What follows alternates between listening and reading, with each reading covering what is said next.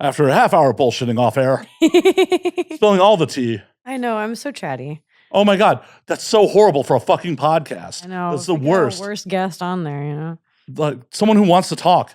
Why? Why would I book someone who wants to talk and express their feelings and emotions about things? Why would I ever want that on a podcast? Are you a masochist?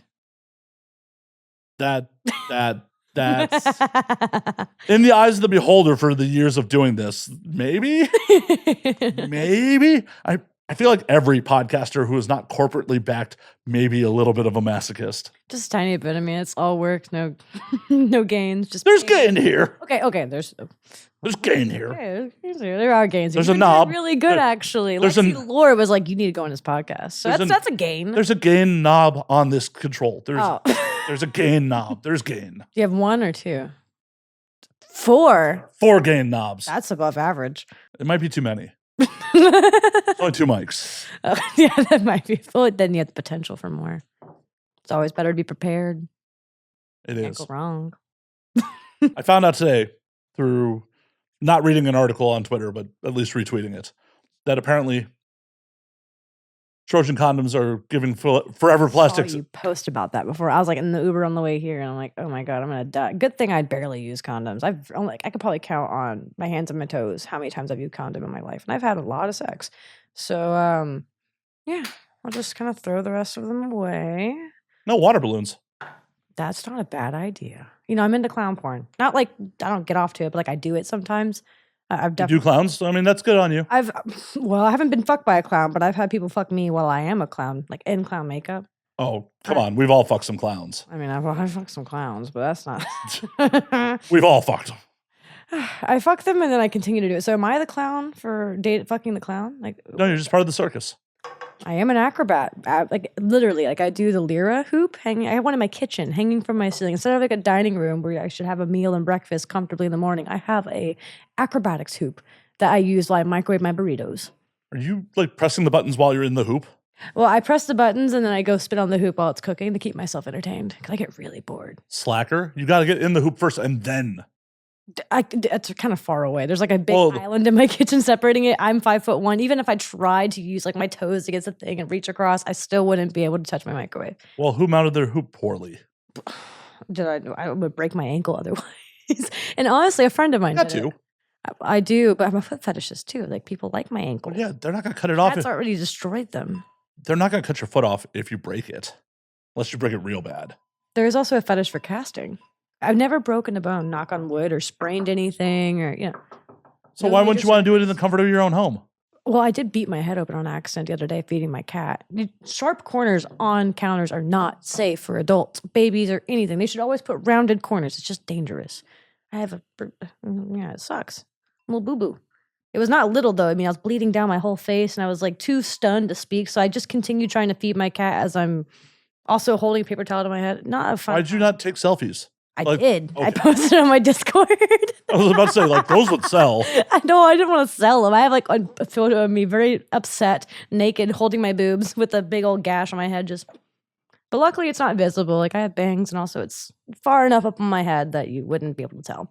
People are into it. Why would you hide that? Well, I wouldn't choose to hide it. I have to shave my head to show it off. So shave your head. I've done that. It takes forever to grow back. I guess we could shave it right now. I don't know. Don't trust me with clippers? Asked me that like 7 years ago, and I would have been begging you for the clippers. But nowadays, I've worked so hard to grow my hair out. I cut it all short in like 2021, and now it's like, I can I have a hair bra.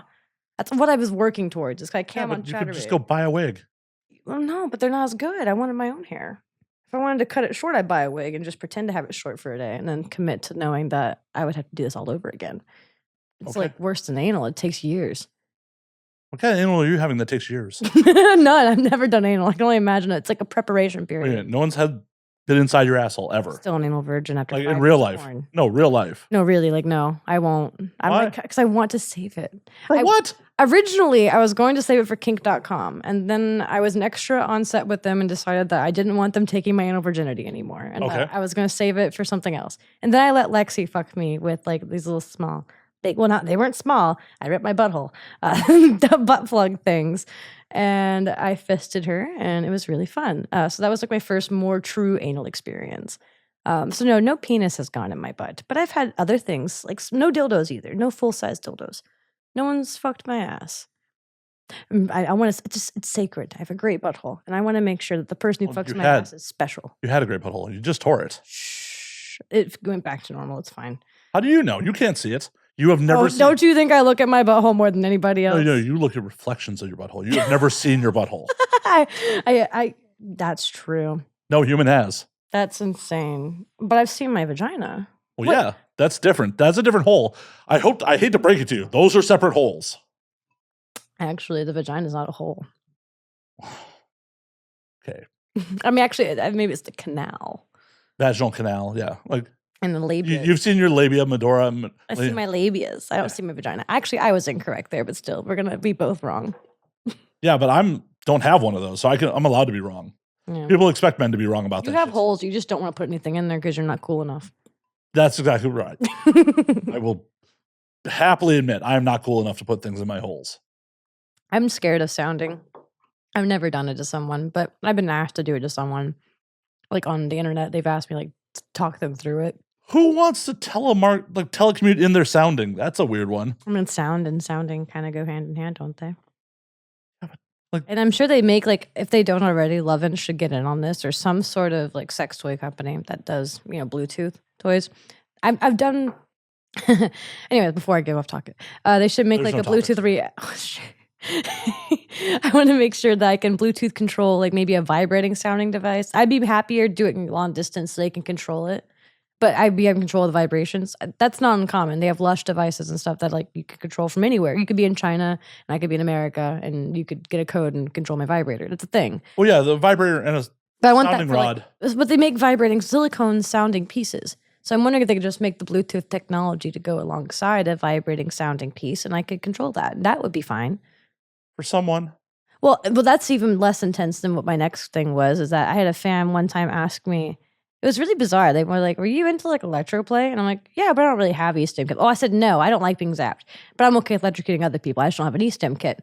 And he was like, oh no, I have a cock thing. Then you can Bluetooth control it. It's like a dog collar. He had an electric dog collar that he rigged up and made so that it was Bluetooth connected. And I could sit there from my computer and electrocute his dick and balls, and there were different types of electrocutions that I could do. And I don't know, I was scared I was gonna kill the guy because he stopped typing at one point. And I'm like, oh, because I didn't realize how intense it was going to be.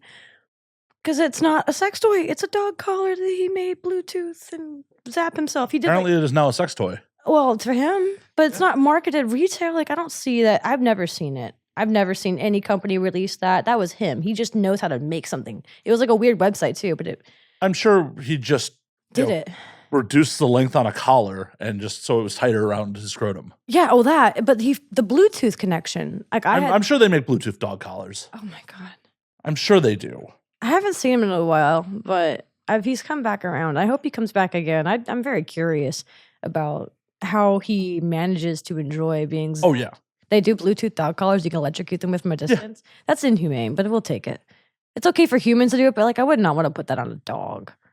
I don't care if it's a pit bull. I love pit bulls. There's no bad breed of dog, by the way. I'm not going to say that there is. I can't stand the idea. There's someone told me the other day that they have a genetic quirk, or if they bite down, they can't let go of their jaw no matter what. I'm like, well, then don't piss off the pit bull. Humans are stupid. Humans are stupid. Just regurgitate information that they think they know. Yeah. And I'm like, have you ever raised a pit bull? I've never been bitten by one. I could put a whole baby with a pit bull. And as long as, it's raised right, it'll be fine. And if it's raised wrong, you just make a new baby later. Yeah. You can always have another one. Just get a new one. Yeah. Yeah. It's not that hard. That's what they make it seem like. You just don't get the choice if you want to get rid of it or not. You just go get a new one, though. They're really easy to replace. They're actually fun to replace. Oh, yeah. That's why I have an IUD, though. I don't want them. Other people, my friends can have them, but I don't need them. I'm good. Same. Yeah, I'm a cat mom. I have a cat named Jinx. She's my world, my pride and joy. I miss you, Jinx. Be home soon. Are you going to play this for Jinx when you get home? Oh, absolutely. Absolutely. I will play this for my cat when I get back home. Maybe even sooner if it comes up before then, but I doubt that. But if it doesn't, I'll be like, this is what I was doing while I was gone. Don't worry. Never again. But then it will happen again. You're saying you're not doing the show ever again? Wow. Ivy. I gaslight my cat into thinking that I'm not going to leave. And then we were less than 10 minutes and you're always like, I'm not doing this. No, that's I can't believe people talked me into this shit. 10 minutes in, you're just like, this was a mistake. The 30 minutes before we got on air, that was okay. The minute the mic started running, that was a mistake. No, not good. No, it's actually been quite great because we're both Aquarians. So I think we banter pretty well. Maybe not. I don't know. I'm making assumptions. Makes an ass out of you and me, but you were already an ass, and so was I. So it didn't need a change. We just came in here as assholes individually. Mine virgin, yours probably not. Is your asshole? Oh, yeah, very much so. Okay, well, I guess we are both anal virgins. Cheers to that. Yeah. I've had a proctology scope up there, and that's about it. Lexi told me it's impulse. Oh, you do that too. Good. Yeah, I wasn't raised outside of a bar. She was giving me garbage for like clinking glasses because that's improper because crystal glasses can break when it happens. Yeah, like I'm using crystal. No, I was like, there's like rubbing off letters. I think it's Jamon. Yes, Irish whiskey. It's Irish whiskey, Spanish ham. Yeah. Jamon. No, fucking. Do you think I would trust anyone in this house with proper stemware? There is some in the cabinet. I'm not trusting people with it. No, I wouldn't give them either. Thick. No. Yeah. I wouldn't even trust me. One time I went to a collaboration with some models and it was a great couple, good friends of mine. Actually, I don't know if they're dating anymore. Anyways. You don't know if they're friends anymore either? Well, I am friends with them, but you know, when people leave the industry, it's kind of awkward. Like, and especially when a couple breaks up, because I work with so many couples. Stop being a homewrecker. I'm not. It's not even my fault. Of course it's not your fault. Of course it's not. A year or two after we worked. Well, yeah. Dude was still thinking about your pussy years later. Maybe it was my fault. They broke up because I didn't come back to visit them. And they needed my pussy to rekindle the flame. And I just didn't come back and give it to them. And I was busy. I had other things to do. Other couples wanted my kindling pussy. He was just, every time he fucked, he was like, this is mediocre. When is Ivy coming back? I don't think he and I ever had sex, actually. Oh, that makes it even worse. He sucked my dick, though. That makes it even worse. That he was just like, I wonder what Ivy's pussy was like. I wonder. That's many. I mean, I don't know. I've been told it's pretty all right. Don't know. Yeah, well. I will have. Most people don't. Well, a few, maybe 100 or more do. That's a lot more than the average person has. I know. I don't really think so, because what do you count as sex? For me, I don't determine penetration necessarily always as sex, because I've done a lot of BDSM at the club. And so sometimes maybe I'll saran wrap someone and they will have an orgasm via like toys, but it's not me penetrating them or them penetrating me. Does that still count as anything, or is it just a sexual experience? I mean, it's just a sexual experience. But someone else would consider that cheating, so is it not? Well, yeah. There's a difference between physical cheating and emotional cheating. Oh, okay. Well, I mean, that's both. Depends on the situation, depends on the rules. Also, I wasn't dating anyone when I was doing that stuff. Well, yeah, they were the cheater, obviously. No, I don't like just a home wrecker. Cheating. I think there's I'm polyamorous. Like, cheating is a weird thing. You can definitely cheat and be polyamorous, but I think that most of the relationships I've experienced communicate better than that. And you'd hope so. I'd hope so. I don't date what's it called? I don't date couples, right? And I don't join polycules. I'm solo poly. So I just kind of float around. I do what I want. Everyone I've ever heard who said they were solo poly were solo poly until they met the right person. Well, sure. I don't deny that possibility. I ultimately long-term would love to have like a nesting partner or someone that, really meshes with my vibe. That's not going to try to change who I am structurally as a person. Like, I love what I do. So you don't want to date a plastic surgeon. Got it. Yeah, no. No, I don't think I'd ever want to get plastic surgery. I love my nose. I hate my lips, but I've learned that honestly, I'm kind of okay with it, because there's so many people who don't have natural lips anymore. No shame to them, as some people get really nice fillers and some people get addicted to fillers. Some people have hot dogs on their face. And some people just, you can see the insecurity through it. And maybe that's just a preference, but personally I like that maybe I look a little less unnatural. Well, I have tattoos and all, but I don't feel like I give the vibe of, completely fake. I'm only partially fake.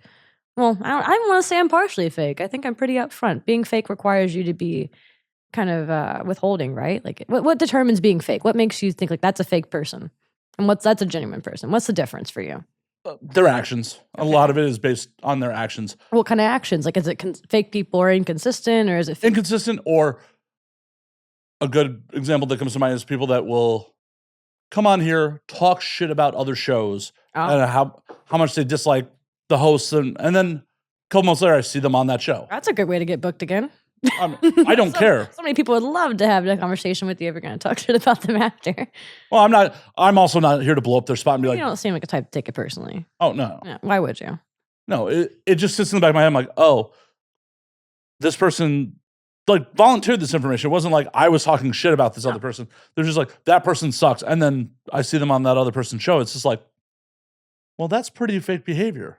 Yeah. Going against what you've said that you are about or what you stand for or opinions you've had. Right. Okay. So and I don't begrudge someone for like going on a popular show that's going to help their numbers, help their visibility. Yeah. But you volunteered the information that you didn't like this person. Absolutely. Yeah. And then you go and do it. Yeah. It's kind of like, well, think about it too. Then maybe it's similar to the concept of like, I hate him so much, I'm done. And then you get right back with the same toxic guy. Like, same vibe, but it's just different because it's professional. So we can look past some of the awkwardness because it's like, well, it's your job. Don't you want the publicity? Don't you want to be on so-and-so's pod? No, I don't. I don't want. You don't want to be here? Wow. Wow. You are obsessed with me leaving. Do you have abandonment issues? No, I want to be here. I'm here right now. Why? Well, I mean, you're an Aquarius and you have good taste in bars. That does it for Those me. are both accurate. The bar is low in this world, especially in mine. Hey. It does not take much. You got me pineapple juice. Oh my God. I'm on Earth. Or I literally took pineapple juice out of my fridge that was already here. When you're like, pineapple juice, I'm like, cool, I don't have to leave my house today. I brought my own bottle just because I'm very picky. It's not your fault. You have options. You have tons of I see it. Like there's so many. But I'm like, I want Malibu because I'm feeling like I'm in LA. So I need to. Is Malibu a California thing or is that No. That's a Florida thing. As a kid, I constantly confused Florida and California. I thought they were the same. I would constantly tell like, oh, yes, and that. No, they couldn't be more different. They don't even sound the same. But I thought they sounded the same. I was convinced. No. And now I know. See, I'm still convinced I still don't know the difference. But hey, it's fine. Well, I'm not here for geography. I suck dick for a living. well, but what if people want to know where you're sucking dick? Well, that's a Google away. I'm Googleable. Yeah, but you may post that you're in the wrong place. We're in Miami right now, after all. Yeah, we're in Miami. I hate Miami. It's too hot. I've never had a good time there. I mean, I've had okay experiences, but when it says overall, like the joy, I won't even go to Exotica Miami. I went to Expo's Miami this year, and it was, again, the event was fine. The heat, and then just the heat makes you a different person. Did I see you at Expos this year? I was nominated. I didn't go to the award show. Oh, well. I didn't win, so it's okay. If I won, I'd be a little bit sad. I'm like, you didn't see that? No, it's okay. You didn't miss anything. I got really drunk at Expos, and I will never drink a Sex on the Beach again. No. Probably a good thing. Yeah, I mean, they weren't really a great drink to order at a bar. Every bartender that saw me order that and heard it, and she looked at me like I was a champ. Like, not a champ, like a kid. They're like, you don't. They're like, order can I see Sex some on the ID? Basically, like, why are you here? Like, go somewhere else. Because I go to dive bars at home a lot of the time. Or I used to. I used to go to dive bars. Now I go to like craft cocktail lounges, like I mentioned earlier. Because I'm from Nashville and there's nothing else to do. You can drink, you can eat, you can go to a concert. You can go viral for talking about spitting on a dick. Oh, yeah. And she doesn't even suck dick. As far as I've gathered. I haven't seen her do it. I'm sure she does it off camera. But I hope so. with how she talked about it, she better be fucking great. I hope she to us to her soul. Like, it has to be. I take personal offense. I'm a Nashville girl who Haktua to her death. And then there's one over here who can't even get herself to film one video. She's on a she has her own podcast now. She does. The Talk to her. Yep. Okay. Well, I'm not going to talk shit about her podcast. I might do it one day. Oh, hey. But I also, like, girl. From what I understand. Suck some dick, please. Or at least tell us how you do it. Like, from what I understand, she's actually very charming in person. I mean, I'm sure she's a sweetheart. She's from Tennessee. I'm kind of a little bit of a bastard, even though I'm from Tennessee. I mean, I'm a literal bastard, but I'm also just in general. But ultimately, we are pretty nice people. We are not nice, but we are kind. Actually, I think that's a better way of putting it. We're not nice. We're kind. Well, that's more East Coast anyways. Yeah. I mean, the best example I've heard for the difference between the East and the West is you have a broken tire, you're on the side of the road. A Southerner will come up to you and they might make fun of you a little bit and make you feel like you don't know what you're doing because you couldn't fix your own tire, but they'll teach you how to do it and you'll be on your way. Maybe even spark plug, whatever you need, they'll help you if they know how. If they can, they will. And California, even if it's your friend who knows you in California, they'll drive past, be like, ooh, hope you fix that. Oh, no. Call AAA. Or they don't even say anything. They're like, I didn't see it. What are you talking about? They'll film that shit for fucking social media. Oh, that's even worse. Yeah, like that's my interpretation. Not everyone. I feel like the people who aren't like too deeply rooted in the city or trying to be the stereotype of the city are actually pretty nice. Like there are some people who have humanity. I like coming here still. Like I wouldn't, if it were that soulless, I wouldn't be here. Why aren't you living here? Well, have you seen the rent rates? I live in Hollywood. I rent. Okay. I know. Well, that's my first reason. 2, the heat. I love Tennessee. I'm just, You're just don't hotter move and there though. Stop moving to Nashville. I'm gonna fight you guys. I make the tourists pay tax. When I go to bars, I'm like, oh, where are you from? They're like, oh, I'm from New York, LA, Miami. Any of the states. I'm like, buy me a drink. Aren't all those places in the same state? Very well. Basically, Nashville is now this hybrid, and there are near to none of the local citizens still going out and participating in the culture. So I get called a unicorn, but I'm not a unicorn. I'm a butterfly. As I said earlier, I'm not a unicorn. I don't like being a unicorn. It's not real. Unicorns don't exist, but butterflies do. And if you put a butterfly in a box, they'll die. So you kind of have to let it be what it is. Maybe Right? you're into butterflies dying. I'm not. I want to. No, not you. I mean, people in general. Well, Maybe that's gross. But unless you collect them and put them on walls. I did. Is that what you're into? You want to be collected and put on a wall? Oh, I like being put on a wall, but I don't know about being collected. I like living a little bit, believe it or not. I didn't think I'd ever say that, but I really like living. Living's fun, you know? Sometimes. Oh, you can make the most out of it. Even the parts that aren't fun are fun to live through because you get to be like, hey, I didn't die. It didn't kill me. It didn't completely make me go psychosis insane. You know, it could be worse. Could be. But then again, if you went completely try psychosis again. insane, you may not know you're having a bad time at that point. That's true. That's true. I hope one day I just slip off into madness. Like when I'm like 50 or 60, become senile and just enjoy tripping. 50 or 60? 50. Fucking 50. Is that not old? I'm closer to 50 than I am your age. So. Oh, you're right. You're not 50. Not yet. You know, when you turn 25, your frontal lobe develops. Mm-hmm. When you're 50, it like starts dying, right? Oh, it started dying well before that. Does alcohol doesn't help? Oh, it helps. Oh, it helps. What are you talking about? My friends. I will be 50. Before I'm 30? No, you'll be 30 barely. Because you were born 2001. Yep. Yeah. That's So not young anymore. You will be 30 6 days before I'm 50. Yeah. I don't want to think about being 30. I'm a teenage girl until I die. I'm still in my 20s in my brain. Yes. My body, when I wake up in the morning, is like, no, you're not, dog. I'm learning that my body is not going to give me what it used to. Like, I can't go and just take an 8.5-inch dick with no preparation like I was able to do when I was 18. My body doesn't have that elasticity anymore. She needs a little moment. And I tried the other day. I was like, I can just go and do this like I haven't shot in 4 months. I mean, I did it, but without, there were some consequences to it. Thank God he was such a good sport about it. He didn't take it too weird at all. Thankfully, he also had worked for kink.com so much that he'd seen probably everything. And so a tiny bit of blood was not going to be a deal breaker.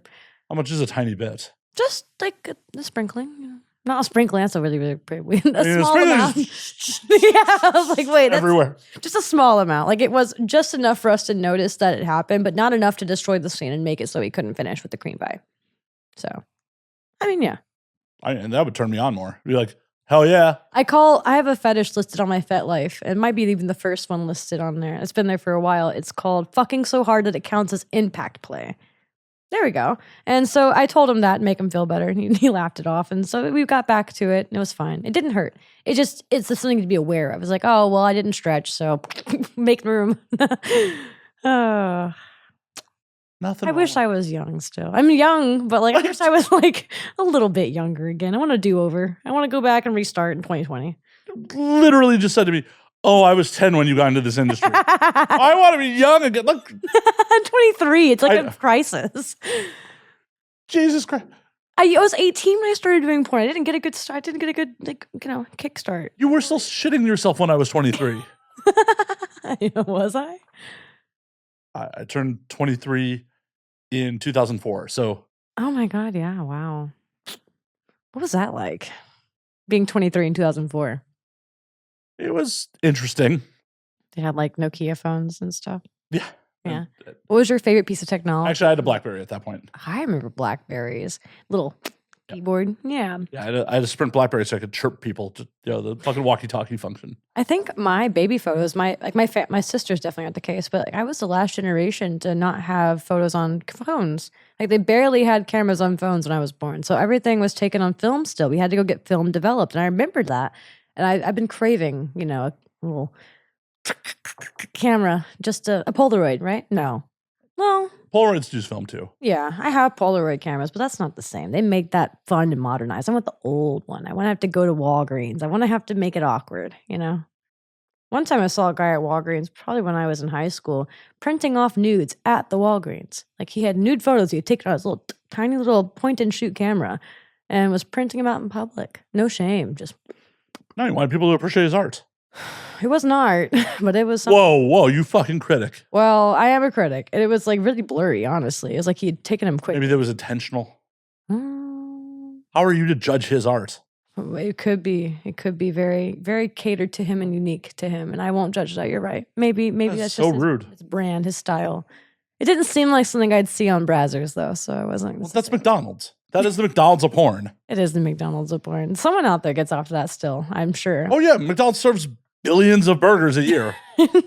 People, lots and lots of seed is being spilled to Brazzers. That's true. That's true. A lot. Don't get it twisted. Doesn't mean that it's innovative in what it's doing. No, I mean, I've never really tried to pursue doing any pro porn. I'm sure I could have done it, but it wasn't my goal because it just didn't seem like something that would be beneficial to me and my brand. What is your goal? Well, I really enjoyed just being the personality that I've had, which sounds kind of like facetious and egotistical, but just a little bit, and that's okay. I mean, whatever. So what? But my fans enable me, like my little chatterbait boys. They really enjoy the conversations we have, and I don't find it as egotistical when I realize that most of the conversations I'm having are just someone needing comfort, and I'm bringing them a little bit of comfort. I don't make my shows highly pornographic these days. I used to. I got tired of it. I got burnt out. I got irritated, and it started just being bad. But It stretched out a little more. yeah, honestly, I need to learn how to stretch. It's just not easy. Someone else needs to come over and work it. You can pay someone to stretch you, like not sexually. You could do that. I'm sure. It's great. I haven't tried it yet, but in theory, I'm going to. You're just still getting it for free from other people? They're not doing it good enough. I'm still in pain. What'd you pay for? Well, I'm not paying. But I'm paying Well, exactly my fucking point. Exactly my point. Well, Thank you for just proving me right. What? So if I give you $20, you're going to stretch my back out right instead of my asshole? Well, actually, no asshole. We've never done anal. Well, In theory, for $20, I will take your anal virginity. I think that's just. table. I feel like that's just a crime. I think I just was like. I feel like you just. I may have just. You just solicited me. Did I know? No. If you paid me $20, $20 is $20. There's nothing to do with this. I mean, the minute there's money exchanging hands and not. If we film it, it's fine. Yeah, I've never had my dick on film. Well, then we can't do it. Cool. Unfortunate. I'm okay. Me too. I will be okay. I will survive with keeping my dick off film. I mean, I didn't even prep. I've heard there's a lot of extensive preparation that goes in before you actually take a dick. There's a second chamber, I've been told. You have to clean out the second chamber, not just the first. You can't just... No, there's more. If you're doing it in real life and you get some shit on your dick, you wash it off and go about your day. Do you? Some guys are... Well, okay, in my own personal... Porn's misleading, and people don't know that that's a possibility, even though it's very obvious that everybody shits. They think that, well, surely these girls just wake up and go get dick in their ass. There's no other protocol. They eat pizza the night before, right? No, they starve themselves half the time, baby. I'm not about that life. Gatorade, Pedialyte. You have to take stool stoppers and stool softeners. I mean, it's like a whole routine. No wonder they don't get paid nearly enough for all that routine. Personally, see, if you do it in real life, sometimes shit happens, and you just rinse it off. Yeah, there's always going to be shit on your dick forever. No matter how much you wash and rinse, there'll be a particle of poo somewhere on there, just for you to remember, to know. I sleep well at night knowing that. Wear it like a fucking bed. So you've given anal, but you haven't done it. Oh yeah. No, I've definitely stuck my dick in someone's asshole before. Is that common? Like when girls prefer anal over vaginal sex around here? Is that not normal? Well, okay. So the very memorable one where the girl shat on me. Oh, this is a true story. Oh yeah. Oh, okay. Go on. Yeah, this is personal life experience of me fucking someone in the ass and be like, she shat, and I went and showered off. Yeah. She was a performer, and she was real embarrassed about it. I'm like, girl, yeah. It's anal. We're just hooking up. Like, this wasn't like a planned scene. The shower's 5 feet away. Like, I'm not upset at all. And she was just embarrassed about it. I'm like, there's nothing to be embarrassed about. Like, showered off, gave her a cuddle, kiss her on her head. I'm like, do I keep going? Like, do you want me to put it back in your butt? Yeah, like. Did you want to finish pooping and then we can go back? Yeah, like. Oh God. It isn't a big deal. So did you do more anal after? Oh yeah. Oh gosh. Yeah.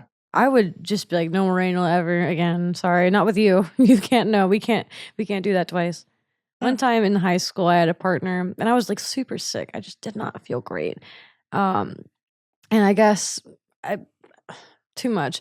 Anyways, similar situation happened. We weren't doing anal. It was just like You pooped on while he was doing vaginal. Wow. I know. Like right at his chest, or I was he like was going in, I guess, and he was in school to be a nurse, so it worked out well. But I just never had sex with him again. Never ever again. We broke up like 4 months later. Wait, you didn't fuck him for 4 months, and then broke up with him?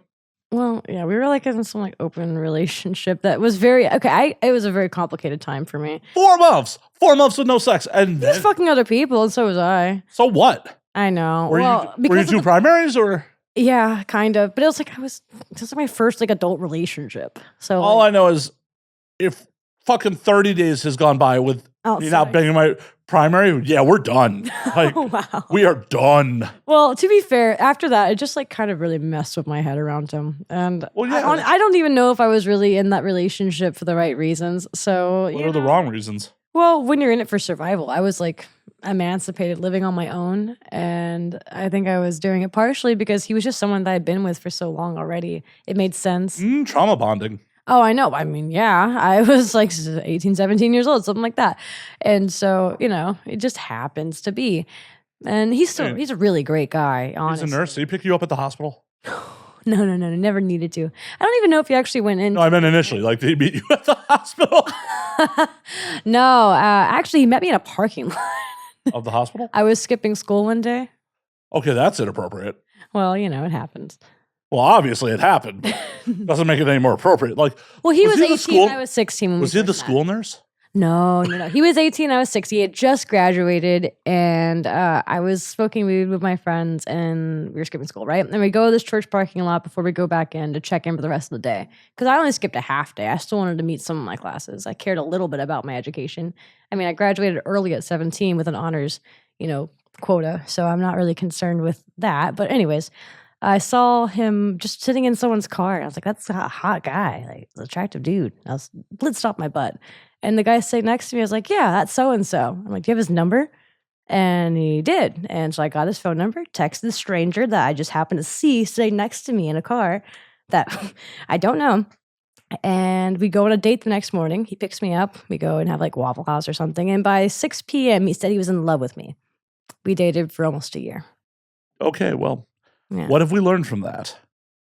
Well, I have a lot of power in the relationship, and I do tend to wear the pants. Well, that's not a great lesson, actually. I learned probably just to not commit to people that you're not ready to commit to. Would you also, the giant red flag is he said he loved you day one. Oh, well, that too. Most guys do, though. It's a bad that I don't take shock to that. Like, you should be in love with me after like 12 hours. Like, so are you calling me a freak? I've been around you more than I've been around you more than 12 hours. I am not in love with you. I'm sorry, Ivy. If you spend 12 consistent hours with me, you might like fall in love. Probably not. I'm just kidding. That's not my goal either. Well, that's good. Like, I've had a lot of people fall very quickly for me, and I don't know why. Like, I asked him, like, why are you in love with me now? And if any guy tells me they love me at this point, like my last partner, I didn't say it back. He was like, why aren't you saying I love you back? I'm like, well, it's been a month. Like, I don't love you yet. Did you much? And they would get upset with me that I'm not saying I love you back yet. And I'm like, I don't even want to say I love you after like 6 months. Is that bad? I don't know. It's like, we're still dating. It's bad if you're repressing how you actually feel. Well, yeah, I don't know if I was repressing much of anything. I think if you don't feel like you're in love, you shouldn't say it. Oh, yeah. But you also what if I love qualities about them, but I don't love all of them? Yeah, like love is like loving someone unconditionally, right? Like maybe. Oh, there's no such thing. Oh well, I have BPD, so it's close enough. No, there's chemical imbalances that your brain feels like that are near cocaine when you're in love. But awful. I'm better off alone sometimes. I really think that. But go on. Well, no, the love chemicals are more addictive than cocaine. But there's no such thing as unconditional love, unless you are wildly mentally ill. Because holy fuck, I have my head on just enough not to be that bad. Just enough. For fuck's sake. A few more knocks to the left, I might not. But a few more incidents trying to feed your cat. Like, you'll just be like, I'm madly in love with people. Yeah, like anytime. these rent bills are getting really high suddenly. I'm just kidding. That's terribly toxic, but also not against being terribly toxic at certain points in time. Someone has It's to real. do it. It's real. Yeah. And funny enough, guys don't like basic, like boring women. They tend to go after the ones that make them want to die. I don't know why. I do know why, but I don't know why. For me, I can only speak for myself in this situation. Mm-hmm. The reason I don't go after basic boring women is because I can't relate to them. I went on a date with this girl a couple of years ago. I've talked about this on there, where she was pleasant enough, she was attractive enough, but she was talking about like her mom is her best friend and her stable family life, and I was just like, oh, I hate that. Yeah, I get turned off immediately. I'm like, oh, you can't relate to anything I'm about to tell you. Like, I can give you one story, you're gonna cry. Like, oh my god, are you okay? oh, instead my stories just felt like they were coming across like it was a novelty to her. Like, oh, this is where I get to dabble on the other side of the fence. This guy's interesting. And just like, oh yeah, you're got your shit together. You have a 401k and like a lease, or no, it's like a mortgage, like in a car payment. well, and it's a self-defeating thing Ugh. on some respects, because people are like, well, why aren't you dating girls your own age? I'm like, because in your 40s, if you're single, It's not usually a telltale sign of success. ouch, thanks. Well, I mean, you know it better. Go on, finish your sentence. I was going to. I was going to finish my sentence, but I just got fucking like, yeah, you unsuccessful motherfucker. You tried. You at least put the effort in. You've gotten good stories to tell, I'm sure. You know, plenty of good anal and shit dick. Yeah. But you're a trooper. I am. You keep trying. Sometimes. Don't give up. You're not dead yet. Keep going. Maybe I am. Maybe this is hell. Inside doesn't count. You still have to pay taxes. Yes. Yes, you do. Yes. Unfortunately. As I was saying, if you're a woman in your 40s, either you have your shit together so much that like, I'm not going to fit into your life. I don't need a man. Yeah. I don't need a man, or I'm just not going to fit into your life because you're going to be like, you're not doing what I say. well, it's not even doing what I say. Like, I'm a self-employed fucking, scumbag entertainer, and I'm not a wildly successful one. Well, you're getting there, actually. Like I said, I was recommended to come here by someone very important. You were recommended by multiple people on that night. That's true. That's true.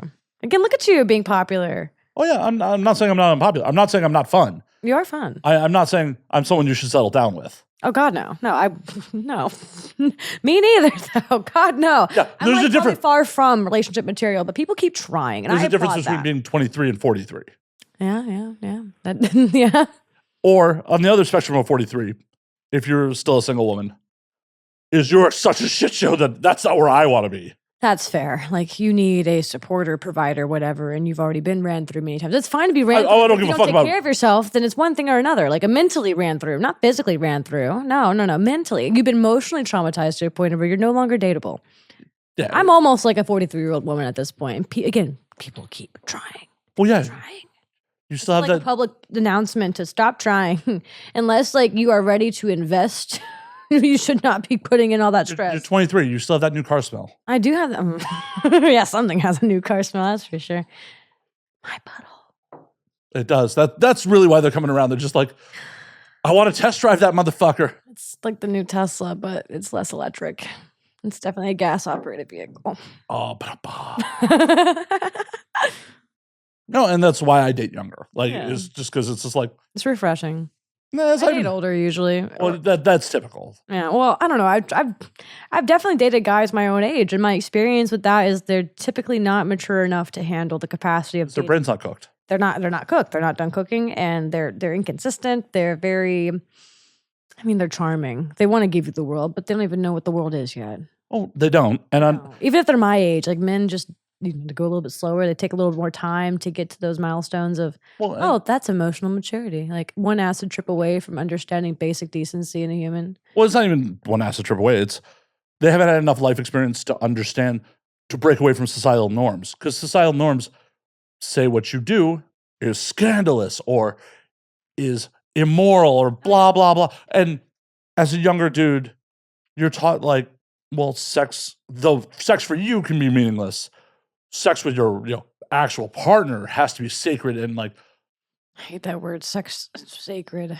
Oh, I don't believe in it. Oh, I know. I mean, I guess some sex can be considered sacred. Fuck Certain no. people, like if it's your preference to consider it sacred, but it doesn't You're mean just that- wrong. You're No, no. wrong. It's not. It's a physical act. Like animals, they look at cats. Do they think sex is sacred? Does any other species in this planet think sex is sacred? That's a bad argument. It's pretty violent. That's a bad argument. That's a bad argument. Why is it a bad Because argument? no other species fucking flies planes. No other species has a fucking internet. Because we don't let them. We didn't let them evolve to the point where they could. We killed them before they could have a chance of doing it. Monkeys may have very well could have been like a... Yeah, when they fucking get there, we can have that discussion. They won't ever get there. We're not going to let them. We'll kill them before they can do Oh, we're letting chimpanzees use tools already. They're fucking spearfishing. Now we are, but don't you think, like evolutionary speaking, like way before modern science, like back when Egyptians and even before then, maybe. They're still Egyptians now. I hate to break Yeah, it. I'm talking They're about. having a like, financial crisis. I'm thinking about Cleopatra type Egyptians, like history. Cleopatra was white. She is not, and she's not alive. Don't tell me Cleopatra's currently living. I mean, there's probably some girl named Cleopatra. Absolutely. I mean, probably several thousand people named Cleopatra. I don't know how popular of a baby name that is. No, but porn name. I don't know many porn stars named Cleopatra. They should use it. We're getting a name change right now? No, not Cleopatra for me. Minx? I'm white, but no. I don't believe that would be the best fit. Unfortunately, I don't know much about her. I just know that she was Egyptian and that she made the first vibrator with bees in a jar, which is pretty impressive. Or something, not a jar, some sort of containment device. Yeah. Or bees. I'm sure it wouldn't be strong enough for me personally. I can ride through a motor bunny session and still be okay. So what you need is giant Japanese hornets? I have an iron clit, so probably. You should see a doctor about that. Well, I don't think it's a bad thing per se. I just think I have a What, Nazi syndrome. That you can't be easily stimulated? That's a problem. I mean, I could be easily stimulated, but most people are just not doing it right. And I can also handle lots. What do they got to fucking use acid and fucking Brillo pads? Iron fucking clit. Well, no. A lot of people don't warm up. They don't want to take the time it takes to get someone warmed up with foreplay. So, for me, if I don't have foreplay, I'm not going to be super. What's your ideal foreplay? I don't know. Massages are great. I like a good back massage. I'm a little gluttonous. You should pay $20 for that. I should, but I'm not going to. And I don't always do that as my foreplay. Sometimes I just don't care. And I'd rather you go in while it's dry and it still feels like the most tight hole you could possibly get in. I think it's an ego boost for me, for someone to fuck me before I'm ready because they're like, oh my God, it's so tight. I'm like, yeah, because it's not wet. How unready? I'll just bend over and be like, all right. It's not very exciting, honestly. Wow, you're really selling sex on you. Well, it's better on camera is my thing, I think. Sadly, I perform more on camera. I like fucking for the camera. That turns me on. I'm an exhibitionist. So when there's I can't see myself, it's less motivating. So do you ever fire up cameras just for personal use? I mean, not really. If I'm gonna fuck on camera, I'm probably gonna I don't know. I feel like I want to publish it. I don't really have films. Before I did porn, I did. Yeah, my boyfriends and I would make short little clips for them to keep while I was at work or something and they wanted to jerk off, and that was fine. It's kind of the gateway into it. But no, I mean, everything I film, I like to publish, I guess. I don't like that. I like the world. No, I like it. I like being out there. Whatever makes you happy. Yeah, well, at what price, right? I don't know what's your rate. What's your Well, I don't really do a lot of pro booking, so I guess my rate really justifies based on what I think the value of the scene will be personally, because I like to keep and sell forever. I think if someone's going to give me whatever the usual rate for porn is that they're going to make a lot more off of that than that they're giving me. You'd hope. It would hope. And they usually do. And so, in my experience... Why, you auditing people's books? How do you know? Well, I had one of my scenes that was a trade. It was called a paid trade. They gave me $400 and we did the shoot. And it was fine. 400? Mm-hmm. Because I got to keep some of the content after, which I thought that was fine. Because I'm like, well, it's a trade shoot, so I'm getting the content, but I'm also getting paid to film stuff I'm not really wanting to film. Okay, tell me more. Anyways, I found that one of the scenes I filmed ended up on kink.com. And I'm like, wait, I signed releases, but I didn't think about that was the thing that they were going to do with it. And that's fine in theory, because I did want to be on their website, but not under that pretense. And sure, maybe it's under their personal store. Again, that's fine.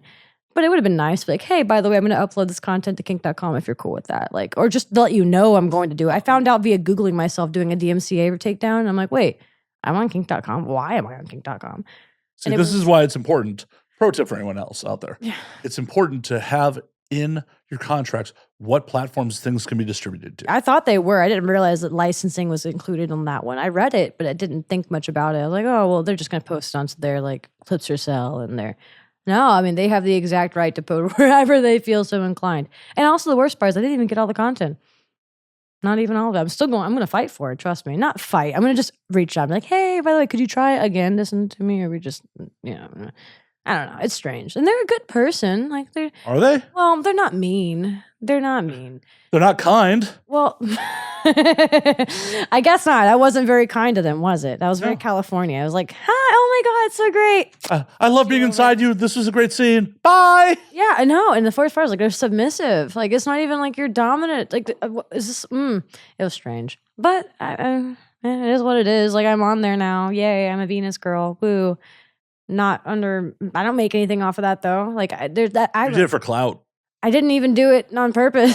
Accidentally did it for clout. I accidentally did it for the clout that I never received. Yeah, for sure. I mean, I guess I've gotten way more audience in that volume since then, but the scene was me giving a guy a blowjob until he had a stroke and then died.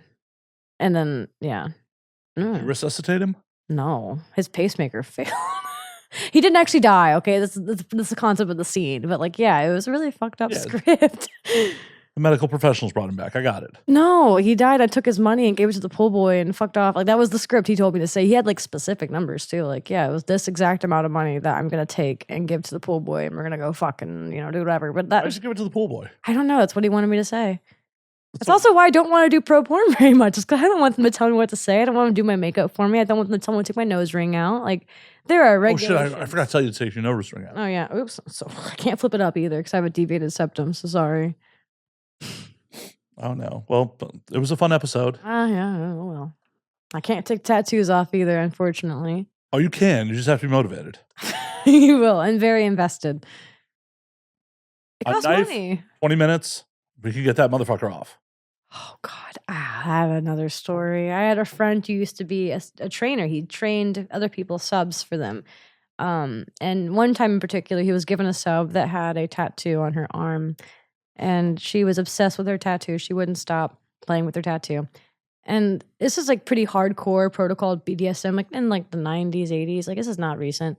And so he called the person who sent her in for training and told him, like, hey, if she doesn't stop messing with this tattoo, I'm going to have to do some drastic measures. And the owner in this scenario, in this heavy BDSM dynamic, said, do what you need to do. And he told her what was going to happen. It's like, if you don't stop interfering with your training and messing with that tattoo, I'm going to cut it off. He cut the tattoo off her arm. Like, this is a real story. He cut the tattoo off of her arm and put her in a room and gave her a panic button. So whenever she wanted to have contact with him again, she could, because that's pretty traumatic to do to somebody, especially in a BDSM setting. And that's how deep sometimes BDSM can go. And a lot of people don't know that it gets that deep sometimes, but it does. And that's why I'm like, I have limits. I have boundaries. Did you frame it? I don't know. It was like a stained glass window, apparently. The tattoo is of a stained glass window of some sort. Yeah, you definitely try that motherfucker and frame it. If you're going to take it. I could ask him one day. You really should put the trophy up. I hope he did. He wasn't like, he didn't enjoy doing that though. He told me like he did not and get off to that. It wasn't pleasurable for him to cut off the tattoo from her body. It was strictly to prove a point of saying he was going to do something. And so therefore he did it. Well, yeah. And then you definitely have to frame the trophy. So every time she comes back, she sees the proof. That's true. Yeah. And it wasn't her dom either. It's just like someone who was training her. But funny thing is she pressed that button about 3 days later and apologized to him for being disruptive for her training. She was apologetic. It's like, that's fucked up. I don't even know if that's really BDSM or if that's just downright abuse, but that's some stories. It's probably abuse. It is, but like, again, it's like a weird consent area. Like if you do, it's called total power exchange, TPE. You technically can, in some certain clauses, consent to such extremities. I would never do that, and I would never accept an arrangement like that. I would never want a contract, an arrangement like that, either submissive or dominant, neither, never. But also, did she really know what she was signing up for when she signed that contract? No idea. I mean, I guess like she did, but I mean, this is just a story I heard from the person who did it. So, I mean, if this happened in the 80s or 90s, that woman is probably in her 50s or 60s right now. Yeah. She's old by your book. Yeah, she's old by my book. Yeah, she is. I wonder what her life is like after that. Like, does she still stay with that person who sent her there for training to? No, statistically, no. Statistically speaking. How many people's relationships last that long? That's fair. Oh, my great-grandparents are still together. Yeah. That's 70 years. That's completely a different time and generation. Those they met people at church and they stayed stuck with it. exactly. He built her 3 houses, and I'm determined to find a man that will give me the equivalent. And now that I've done porn, it'll be a lot harder, but I'm still determined to find that guy. Build you 3 houses. Or buy me 3 houses, or Go give me fucking the Amish. Good point. I don't live too far from those Amish counties in Tennessee. Yeah, that motherfucker will build you a house. Oh, they do a great job too. Build you some fancy furniture too. Oh, that's what I'm gonna do. I'm gonna go marry an Amish man, turn Amish. Well, if this all fails, that's my goal. That's my plan after this. Why are you gonna wait till it fails? Well, I don't want to do it yet. Yeah, No, you know how much you have to commit to being Amish? Honestly, fucking going to marry into the Amish community is the best. They couldn't have seen your scenes. They're not on the internet. They could never know you did I have porn. the big tattoo, but I guess they'll never see it because I wear long dresses. Would you have a tattoo that says "I do porn"? No, I guess not. No. Yeah, Would the they- Amish will never know. Oh my god, I'm gonna start a halfway house of reformed porn girls to Amish gateway. Amish wife. Yeah, because they actually they used to paint their doors blue to look for women saying they need new wives or husbands or seeking. So if there's a not wed woman, unwed woman, unmarried woman in the house, the door will be painted blue. And men can just come up and introduce themselves I am looking to marry the woman in this house. Oh yeah, no, Culture. that is how I'm going to. People want to get out of the industry and they're afraid of the Move stick. into an Amish county and put a blue. Oh no, door. I'm just gonna be facilitating that. That's my new gig. Is You're that- gonna pay me to Pimping? no. Amish pimping? It's matchmaking. Oh, okay. Matchmaking. It's You're gonna go befriend a bunch of Amish.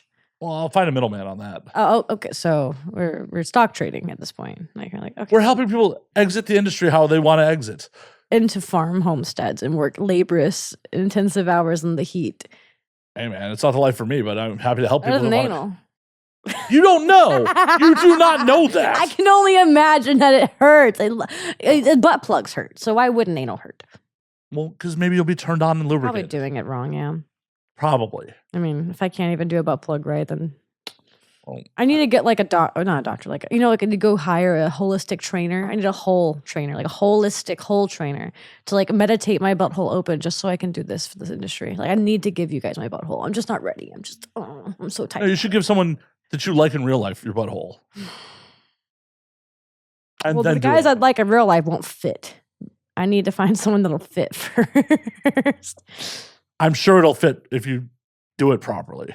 Anything's possible with Astroglide. I know I'm not sponsored. Actually, I hate Astroglides. It's one of my least favorite So lubricants. why would you bring it up? You're just like, Because it rhymed a little bit, it did roll off It the had a tongue, little though. bit of a vibe to it, but it's not a vibe. I'm not advertising that. Find something better. There's other lubes out there. That's my least favorite one. When I worked at an adult toy store before I went full time with porn, that was if you bought Astroglide against my recommendations, I would look at you with the most disgust I possibly could give. Because I told you that's the worst choice, and you still picked it.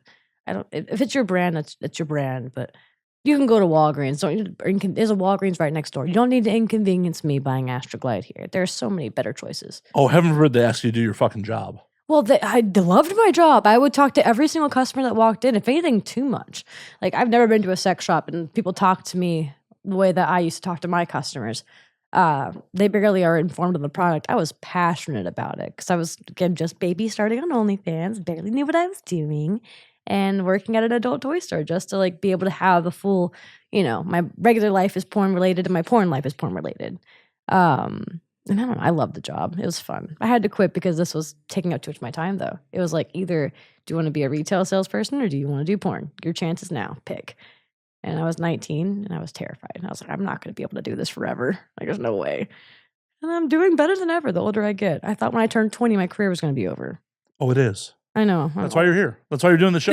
Oh, is this the telltale sign of all is going wrong? Oh, yeah. This is the porno graveyard. Well, it was a fun run while I had it. I knew it was coming. This is why everyone recommended you come here. They're like, career's you're over. cooked. You're cooked. They bring you here so I can tell you to your face. Did you know that you have 30 minutes? You have 30 minutes. You're done. None of your friends have the balls to say it to your face. That's why they send you to me so I can tell you. Honestly, I hate to say it, but I would believe that. I would actually partially believe you. I'm oh no, it's the end of the world. Yeah, I'm often the problem. I kind of sense that about you, actually. Well, I try not to be problematic, but I am often a problem. I don't do anything that I think is against convent code of conduct, but I might ruffle some people's feathers just by simply being very unapologetic. I don't have a lot to be sorry for. So it's unintentional, but it still happens. I would say it's not unintentional. It's just not malicious. Mm-hmm. Yeah. I'm not doing it to be a negative Nancy. I mean, well, maybe a little bit negative if necessary. I'm here for contrast, is like what I think. I'm here just to do the opposite of what everyone else is doing. I've always kind of been that way. I like being shock and awe, but not so scary. You know, I like doing things that no one really thinks about. Like I did a photo shoot where I just poured a can of peas down my underwear. It was like plastic underwear, and I peed my pants is what I think I put it as. Or I peed my panties, but it was peas. And I stomped on them. And that was that. And I don't Were they room temperature? Yeah. It was canned peas. Well, you can refrigerate cans. Yeah, you could, but I didn't. Why not? Well, I didn't want cold peas going. Why not? Because it's cold. I'm not into that. That's cold. Have you ever stuck your can or dick in a can of cold peas? No, I've never stuck my dick in a can in any peas. Well, then you don't understand what it feels I have like. never actually stuck my dick in anything that has been canned. Well, it's kind of risky. Canned goods have like a sharp rim. You know, you might. I'm not that girthy. I'm not so girthy that I'm worried about the sides They of. make them big these days, though. We have Girth Master. He wouldn't fit in a can of peas, that's for sure. Yeah, I am not hung like Girth Master. I'm very happy to not be hung like Girth Master. I also am happy that you're not hung like Girth Master, that most people aren't, because that's something that I just don't think I can achieve.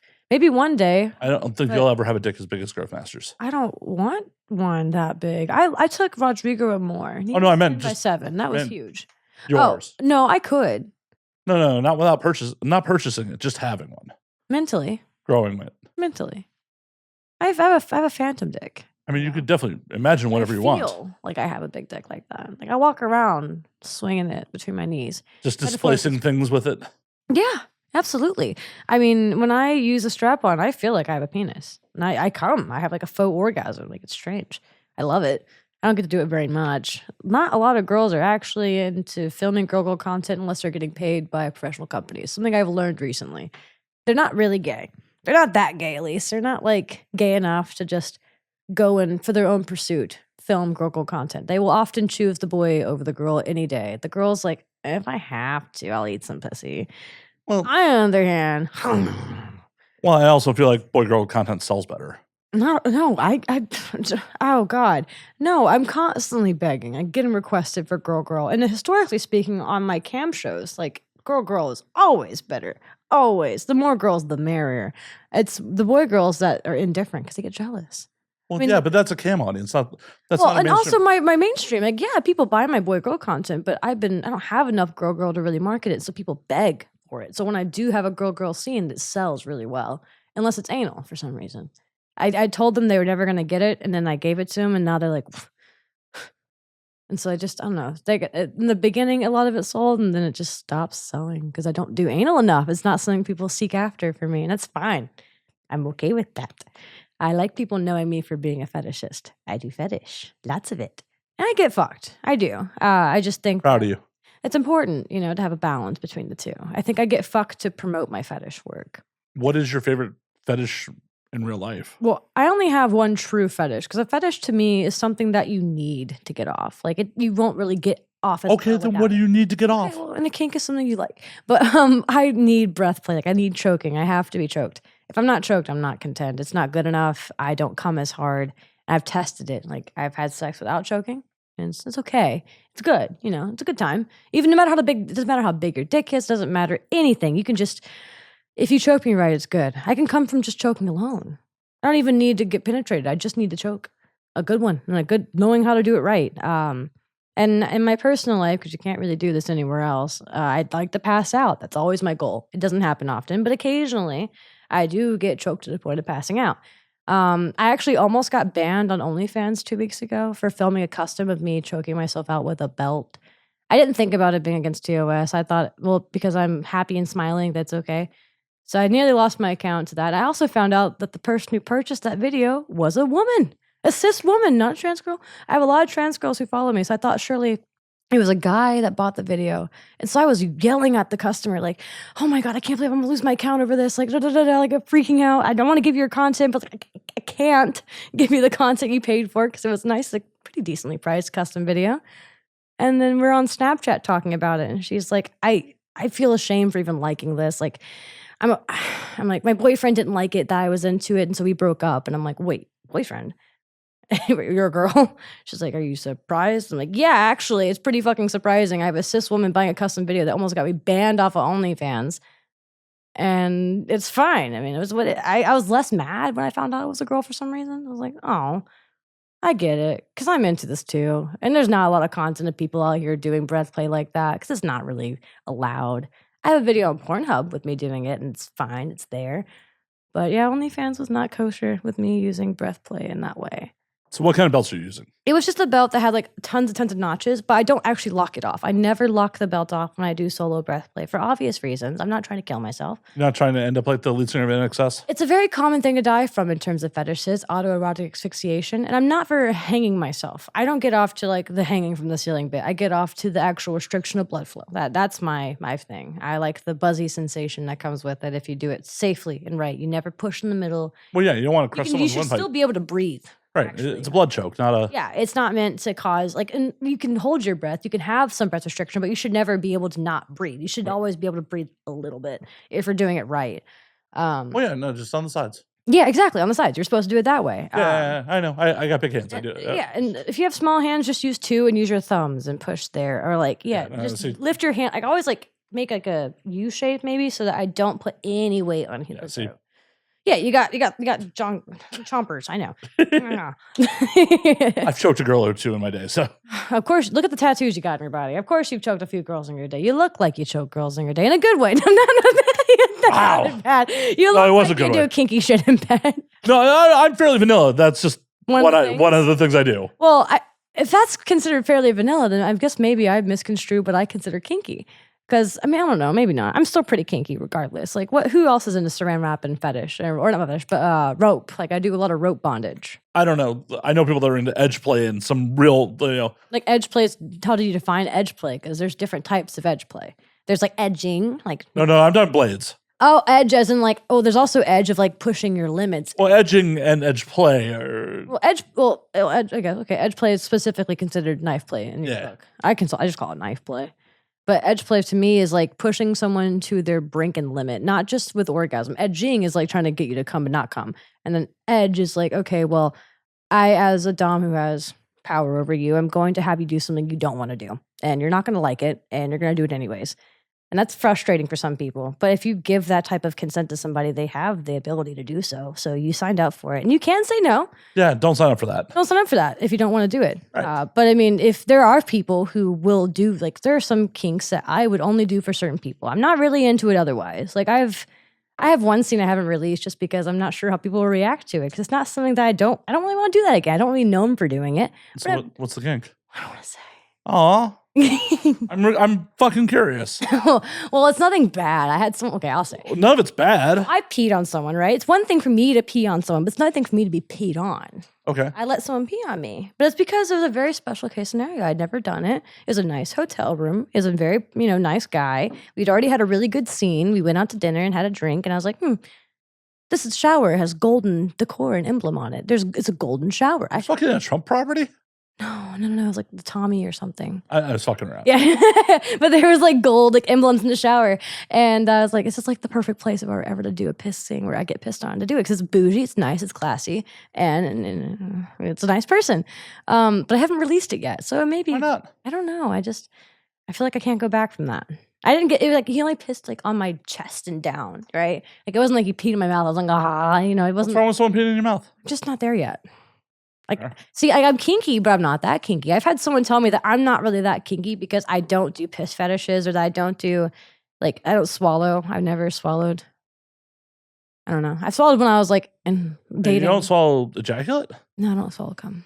I've never swallowed cum in a scene. Not once. Real life.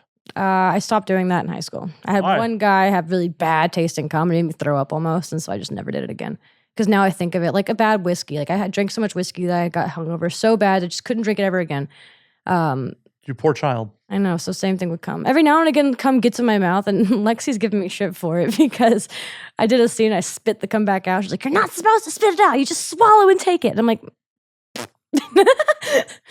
we did a scene recently, and we were talking about who was going to take the cream pie, or how we're going to finish it. Because we've done a few threesomes. It's like our third threesome on camera. Yeah, I saw on socials you've been getting some threesomes this trip. Oh, God, yeah. It's all I'm getting. Girls don't, like, I tell you, girls are not really that gay. And so I'm reaching out to the girls I want to work with and like, yeah, but it needs to be a threesome. Like, I can't sell a girl-girl scene. Like, is it that you can't sell a girl-girl scene or you don't want to share the spotlight with someone long enough to post a girl-girl scene? Controversial opinion. I'm not saying that everyone that doesn't want to do girl-girl is that way, but I think it's interesting that there always has to be a MFF threesome. And I get it when you work with a couple. I'm signing up to do a threesome when I go approach a couple or a couple approaches me. I understand. But I mean, I've also had girls be like, I want to shoot a threesome, but I want there to be like 5 minutes of girl-girl content that I'm going to sell differently. And that's fine too. But it's just like, why don't you do 2 scenes? Like, you can do a girl-girl scene, then we do a threesome. You don't need to just shove in a 5-minute girl-girl moment in a scene and then clip it out and have that as something you market on Reddit or something, which, again, good for the brand. Interesting concept.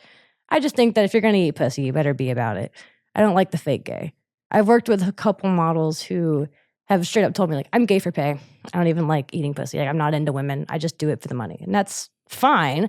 But as a bisexual woman who grew up in the South and had to fight for the right to just be accepted as a queer woman, it's a little frustrating because I came here to eat box and you're telling me I'm like, you're not into it. And I don't really feel comfortable, doing oral sex on a girl who's not interested in girls because it feels kind of wrong. Like, they're not into it. You could tell they're not into it. Yet I'm doing it because they want money. And that doesn't make me feel very good. I don't want to eat someone out that doesn't want me to eat them out, even for money.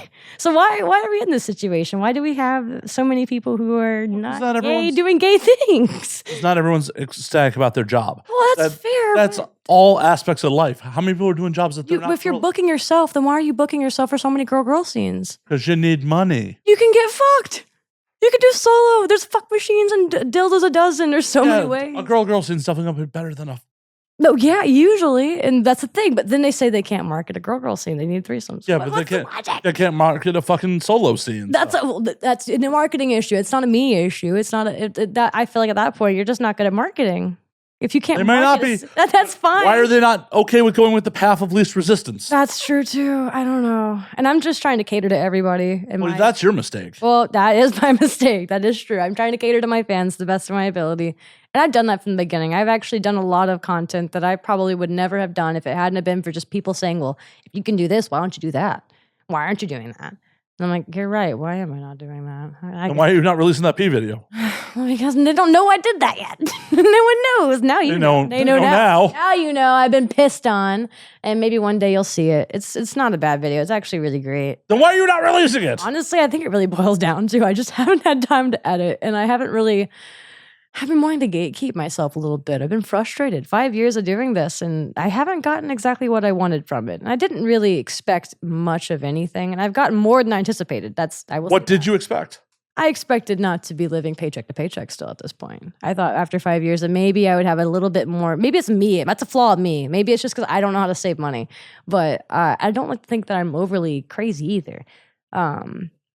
So I don't know. I just thought it'd be a little bit easier by now, at least to maintain everything. And it is. Like, to be fair, you do it over and over again. It does get simpler. You don't have to think as much when you're going to a shoot or booking. It's not as much anxiety involved. You get better at it over time. And, I also like to remember, I read this book called Atomic Habits by James Clear. And for me... Oh, you know how to read? Oh, I know, right? Believe it or not, I like to read. I read relatively often these days, more so than I used to. Sorry, I didn't mean to cut you off there. You're good. And here's something he says about, how 32 degrees is the melting point of an ice cube. I could just be sitting at 30 degrees, almost there, basically about to melt, and being very frustrated at the fact that it's not 32 degrees yet. I don't even know the temperature. I don't know what's going on. I know that I am trying, and that I'm putting in the work, and that I'm doing everything that looks right, and people are seeing that I'm doing it, and they're saying I'm doing it right. They're shocked that I don't have the melting point yet. Don't live in fucking Nashville. That's the big catch. I know. Don't live in fucking Nashville. How much work are you missing out on? By living in Nashville? Yeah. All of it. But I have one reason why. My grandmother is old and sick, and so until she's gone, I don't feel comfortable leaving. Mother her already. I wish. I could move her out here with me. If I could, I would. I mean, just take a pillow. Oh. Well, I mean, it's kind of bad for the gene pool because my mom's already gone. Now her, I don't. She's not having more kids. No, she's done. She's right. So she's done her part. You're here. I'm not having. But you're not having kids. So why do you care what happens to the gene pool? Well, I guess I just like her. I love my Nana. She's a good woman. Well, that's She's a cool. little emotionally all over the place, but she's a good woman. She supports my career, and that's one thing I never thought I'd get from, like, my family better supports my career than any guy I've dated. Funny enough. The entirety of my family supports my job better than any guy I've ever dated. Well, that's good that your family's not thinking about wanting to fuck you and jealous about I it. think they kind of knew I was going to be destined for something pretty unpredictable. And with how sexually driven I was in high school, it's not shocking that, oh, she's doing porn. Okay, well, we caught her watching so much porn, so it's really not that unbelievable. If anything, my grandmother had an easier time accepting that I did porn than she did accepting that I was polyamorous. She didn't care that I was polyamorous until I started dating married couples. And then it bothered her. She was like, that one's a doozy. I don't like it.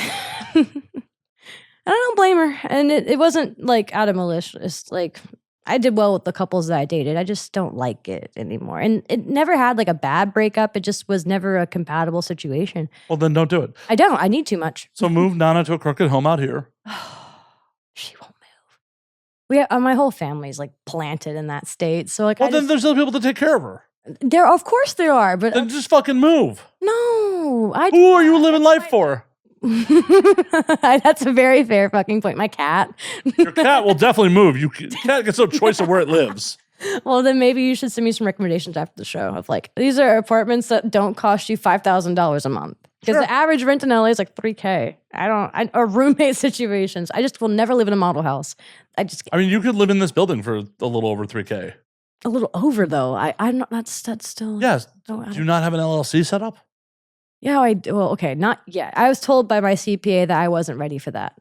That, believe it or not, I'm not that rich. I'm not that rich. I am rich in my heart. Your CPA is fucking lying to you. Like, no matter how fucking broke or rich you are, you should definitely be having a fucking LLC to fucking write shit off. Because guess what? Yeah, you could be paying $3,000 a month in rent living here, but Don't you have to make like a good $9,000 a month to qualify? Like 3 times the rent is what they want. If you're only making like $5,000, you're not making 3 times your rent to qualify. someone co-sign. Okay, well, that's fair. Get a nice rich fan. Hey, fans out there, you want to co-sign for my LA apartment? Tell Lexi. Oh, wait, no, sugar daddy, buy me an LA apartment so I don't have to do this. I can have 2 homes. I want my Nashville home because I don't want to leave Nashville, and I want an LA home. Serious offers only. But you could very easily be making that $9,000 a month if you were here shooting all the fucking time. Yeah, but then get back to that problem we had before. If I have to change who I am and everything that I do to conform to that, or else I could just shoot content on my own. I have to do all of the work. So it's a dual-edged sword. Like, I am a one-man marching band. I do my own editing. I do my own messaging. I've never had an agent. I've never had a management company. I've never had help. I don't. Well, hire some help. I know. Well, you get to have extra money for that, and I don't like spending money on anything that I could do myself, and I could do everything. So it's really frustrating. Yeah, but what's your time worth? Oh, well, that's the hard part. Is I work sometimes 12 hours a day or more. Right, but if you were filming the scene, like filming a scene is something that you cannot replace with someone else. No. You have to be in the scene. Yes, absolutely. And so I go in bulk. Sometimes when I come out here, I'll shoot anywhere for 2 to 3 scenes a day. And sometimes those scenes I'll shoot like 3 at the scene. Right, but if you were doing that when you lived out here. Oh yeah, I would never have a problem, I guess. Right. But then you run out of people. And the politics in porn are crazy. No. You're like, oh, you can't work with that guy because they did that one time like 5 years ago and we don't like him. And no one forgot. Like the veterans will remember. And then they'll look at you like, oh, you worked with that person. I don't like them. I stopped liking them because of something completely irrelevant to this industry a long time ago.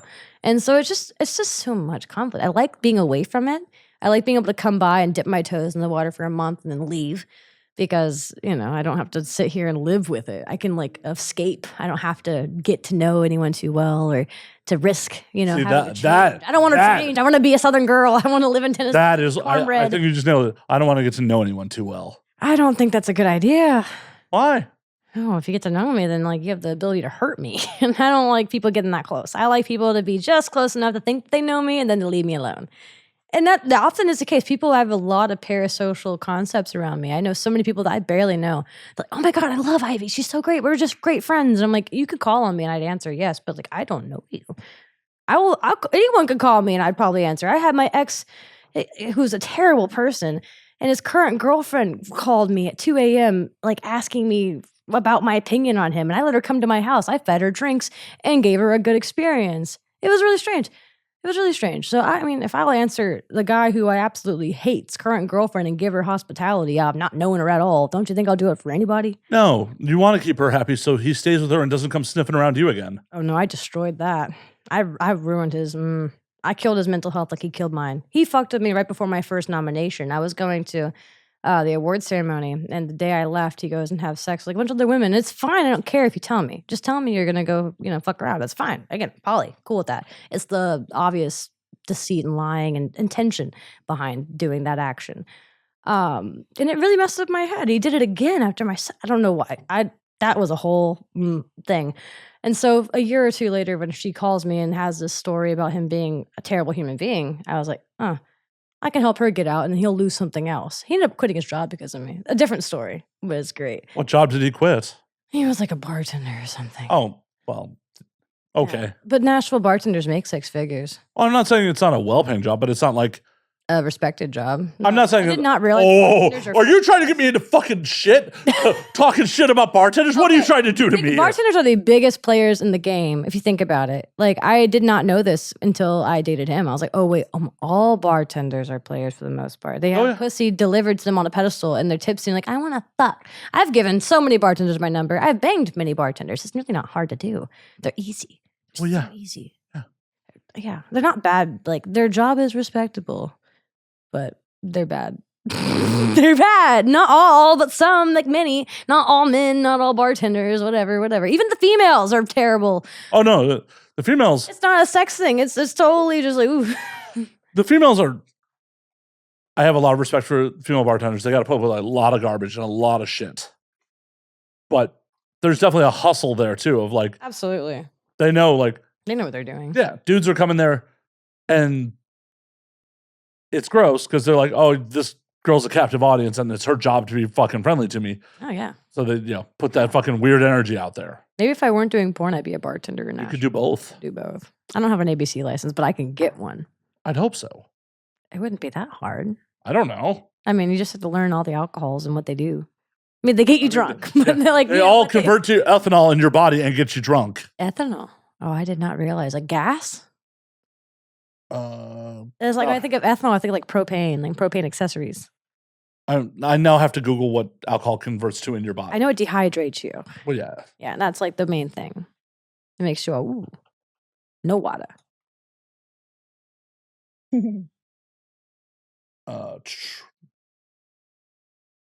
Yeah, it converts to...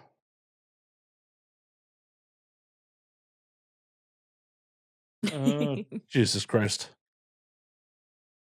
There's not going to be a simple answer. They want you to keep drinking. If you knew, you wouldn't want it. Okay, I can't pronounce that. I might want it more. It's a big word. It is a big word. It's too big for me at the moment. Well, there's been a bunch of whiskey. You got to stretch. My brain? Yeah. I gotta stretch my brain. I don't want to stretch my brain. You could read that big old word. I believe in you. I'm here. I hope you believe in me. I do exist. I let you into the apartment. I'm recording this. It could be hallucinating. I wouldn't put it past me. Like I said, I do want to go senile at 50. So maybe I just hit the bay early. Yes, I'm your imaginary friend. I've had a few. You're not too bad. No, I'll have to keep. Wow. I don't even rank top 10 imaginary friends. I didn't say that. You're not too bad. You're okay. You're not F tier, but you're okay. Is it S tier? That's like the best tier? Yeah. This is F tier. Like F is the bad one. Correct. Yeah, you're S. Well, you're at least like B tier. Wow. At least. You'll be A tier if you recommend me some really good cocktail lounges to go to. Maybe S tier if you have like a good recommendation. Like I took you to a good, well, I didn't. Okay, that was a good one, but like I've been there before without you. We actually came there and we're hoping you were going to show up because we wanted you to come and you were like busy or something. So we didn't get to see you. The one time I did get to go. Were you disappointed that I wasn't there? I mean, now that I know you a bit, yeah. You're retroactively disappointed? Yeah, I'm like, you should have showed up. You should have been there. That would have been cool. We could have done this sooner. We could have been on round 2. But, Or you could have cut me out of your life already. Well, I'm not that kind of girly. I tend to beat the horse until it's dead. No one's beat me to death yet. Well, it's not the goal typically. I kind of like to keep it to an even, nice bruising, Nothing too intense, but enough to make sure that you don't forget tomorrow. Well, seeing as some of Lexi's friends want to see me dead, so. Well, we can't all be winners. I definitely had that moment where I wasn't her favorite friend. And it's one of those things. You can't always be somebody's favorite forever. And you just have to accept if you love each other, it'll work out eventually or it won't. And that's okay. We're adults. Yeah, didn't love her. Yeah, well, don't fall in love. It's a bad idea.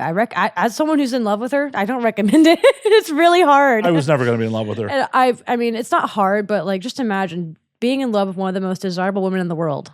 Having a friendship with even someone like that's pretty crazy. Because I didn't know who she was for about 6 months. She came to my house and was there to shoot a scene with someone in Tennessee, and she opened the door, and I was like, "Oh, hey, darling, how are you doing?" With my accent, because sometimes I don't exaggerate my accent because I want people to respect me, and I don't want them to think that I'm a stupid country girl. Other times, I'm comfortable enough to show my accent, and often when I'm drinking, it comes out more. Or just when I'm home alone or talking to family, whatever. But she's at my house now, and so I open the door and I'm country. She was so confused. I mean, she still to this day was like, "I didn't know who you were. Like, I thought you had just switched up on me. Like, you were lying to me about who you were, and then you open the door and you're country." And it was what it was. And so, again, I spent like the first 6 months not knowing who she was and also not thinking that she liked me at all. I thought I was like someone she tolerated just because we had mutual friends, and it's convenient that I lived in the same state as her at the time, so maybe like that was why we were friends. And then she was like, "You're like one of my favorite people." I'm like, "What?" "I'm one of your what?" "You mean you actually like me as a person? Like, you're not bothered by me? I'm not annoying?" I've obviously learned that now because I've spent so much time with her. Every time I come to California, just about, I'm with her the majority of it. And I wouldn't trade it for the world. She's definitely one of the most genuine people I've probably gotten to know from LA. And she's not from here, but she's here. So we're not talking about Lexi, not the person who doesn't like me. Yeah, exactly. Yeah, exactly. I feel like there's a bad segue there at some point. So no. Obviously, no. Lexi's great. Like, we love her to death. Yeah. And again, that's why we're here today, because she was like, "You need to do the show," and other people too. But she was obviously my most prominent influence because I listened to her. I think that she knows better than I probably on some of the stuff. Like, she's definitely got me to the point of where I am now in terms of like just accepting that I'm going to fuck people I don't know. You are. Oh, I didn't think about that in the beginning. I came to LA for the first time, and I got my clear pass for the month because I was going to be here for about a month that time. And I had like one scene booked, and that scene got canceled for no good reason and very frustrating. The guy like blocked me after. It was really strange because I was like, "Hey, that was a little bit rude." He didn't apologize either. But anyways, that is fine because he's problematic now anyway. Like, I love it when that happens too. When someone that I lost an opportunity with ends up being completely... Shows the true colors, and you're like, "Oh, well, I dodged a bullet there. I didn't even lose." Yeah. But yeah, I was frustrated. I was like, "How am I going to get work? I don't know anybody." So I reached out to the 5 people that I did know, and they weren't getting back to me. And she looked at me and she said, "You're going to have to reach out to more than 5 people. You can't just, you're going to have to just talk to strangers. I'm sorry. Like, if you want to do this, you're just going to have to do that." And I was frustrated. I was like, "What do you mean I'm going to?" And I booked like 20 shoots that month. Like, I did so much content with people. I had no idea who they were. Granted, I made sure I asked like few friends, like, "Do you know this person? All right. What do you recommend?" Great. Awesome. I took those lists. I reached out accordingly. I sent them all the same prompt. I was like, "I'm here. I'm shooting this if you're interested." To my surprise, most people were. A lot more than I ever thought would be interested. Even people with large followings were interested. So if you're new or smaller, like, I'm not super, I don't know. I'm all right. But I'm not anything special. So even if you're not like 100,000 followers, famous, whatever, you can reach out to those people and you'd be surprised. I've had some really fun, interesting, and some upcoming scenes of people that are not even doing collabs, but they are. They're just selective. Did Johnny Sins make love to you? No, I never worked with him. It's not really a goal of mine. I'm not really into bald guys. I think I never met a bald guy who didn't deserve to be bald. So what did he do? I know it's genetics, but like, think about it. Someone who's losing their hair. Well, you don't have it gone yet. No. Did you deserve to be bald? Maybe. Okay. I'm sure if you've asked some people I've been involved with in my life. They might agree. Yeah. Someone we were referring to before, Lexi, I'm sure if you asked her, she would... That's actually the person that came from. The person that doesn't like you made that phrase. Yep. And I love it, though. I mean, I stand by it because I know so many people who are bald or balding who kind of like earned it. I'm not saying you personally are like a bad enough guy to really deserve to be bald, but I don't give a fuck. I mean, some people like balding. You know, that some people are into that. There's a lot of people with daddy issues. I have daddy issues. I'm doing fine. I'm doing fine. You're just not. You don't look like my dad, so it wouldn't count. Actually, I fucked a guy who looked just like my father, and it made me so uncomfortable because I didn't realize till after. And I'm like, wait. And the guy was super nice. You want to take Did me? he pack you a lunch afterwards? He tried to take me on dates, like go to Build-A-Bear and stuff, and like kind of cute. And I was like, yeah, this would be great if I were still really traumatized. And I told him, I was like, I can't date you anymore. He was like, why? I'm like, you look like my dad. He's like, what if I got a face tattoo? I was like, that does not help. My dad has face tattoos. Also, why the fuck would you try to change your look for someone you were just dating? I know. Why would you Why would you try to change your look for anyone besides yourself? Especially someone you just start fucking. You just start fucking. I have never had a pussy so good in my life where I'm like, you know what? I'm gonna change my life around over this pussy. This pussy will fix me. Well, I don't know. I've definitely made some questionable choices on the sake of like trying to be better for someone else. But well, yeah, you're still young and dumb. I know. I had to actually pull up a photo of my dad though for him to be convinced that's a good enough reason for him not to be my boyfriend. I'm like, I cannot keep fucking you. Look at him. Look at you. Look in the mirror and look at that photo, and then tell me that I shouldn't be uncomfortable because it's too close. It's too close, and I hate it because he was very nice, but short-lived, like 2 dates, and I was like, I can't get over it. I don't even know my dad, but like, damn, like it's uncomfortable. Your dad in prison? He did do like 12 years. Yeah. I think criminals make the hottest children. My mom was a criminal. My dad was a criminal. And look at me. I'm not a criminal. I mean, I do porn. I guess it might be a crime eventually. Well, it's definitely a crime in Tennessee. No, it's not. Oh, yeah. To do porn? Mm-hmm. Since when? Since always. No, seriously. I'm not fucking around. It is actually only legal to make porn in New Hampshire, California, and Nevada. Well, how come I can cam from Tennessee then? That's so crazy. Are you camming with someone else or not? Sometimes, yeah. So legally, that's strange. Yeah, it's one of those things. How come the websites let us do it? They don't care. They don't care. Well, I mean, unless a cop comes and like watches me do it, I'm okay, right? Like, if someone, I have to get caught filming. It's one of those things where it's never fucking enforced in these days. Yeah, it's only legal in California because of a 1981 state Supreme Court ruling. Fascinating. Not even in Vegas. So Vegas is in Miami. And Atlanta, I know definitely has it too, because I remember when I shot my first porn scene, they told me to say that I was in Atlanta and not in Nashville, because I shot my first porn scene in Nashville. Yeah, Atlanta's not legal. Georgia's not legal. Florida's not legal. So Nevada is legal because of their states. It's never been tried in Nevada, but their state Supreme Court issued a ruling because of the California ruling that it's legal. I know they have brothels that are legal in Nevada. Yeah, but the brothel laws it's very specific. Yeah, very specific, and not legal in Clark County or Nevada or Vegas. It has to be a city with a certain like lower population, under 10,000. Yeah, under 10,000. There's a international sex museum or whatever in Vegas. I went there. They have an exhibit about the chicken ranch, and it's really fun to look at. New Hampshire is also legal because of a state Supreme Court ruling. Fascinating. But nowhere else is it actually legal. It's just not enforced. That's terrifying. Well. Just kidding. If you're over here in Tennessee and wondering if I'm filming porn, like, totally not. I would never do that.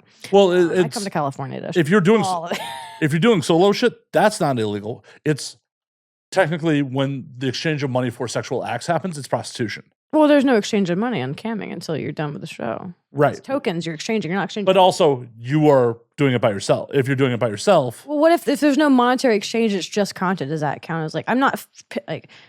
It's a weird one. I know. I'm thinking about it. I'm like, because like I've shot content with other people, but it's never been like okay, that's not true. I did one scene in Tennessee where I was paid, and it was a pro amateur scene.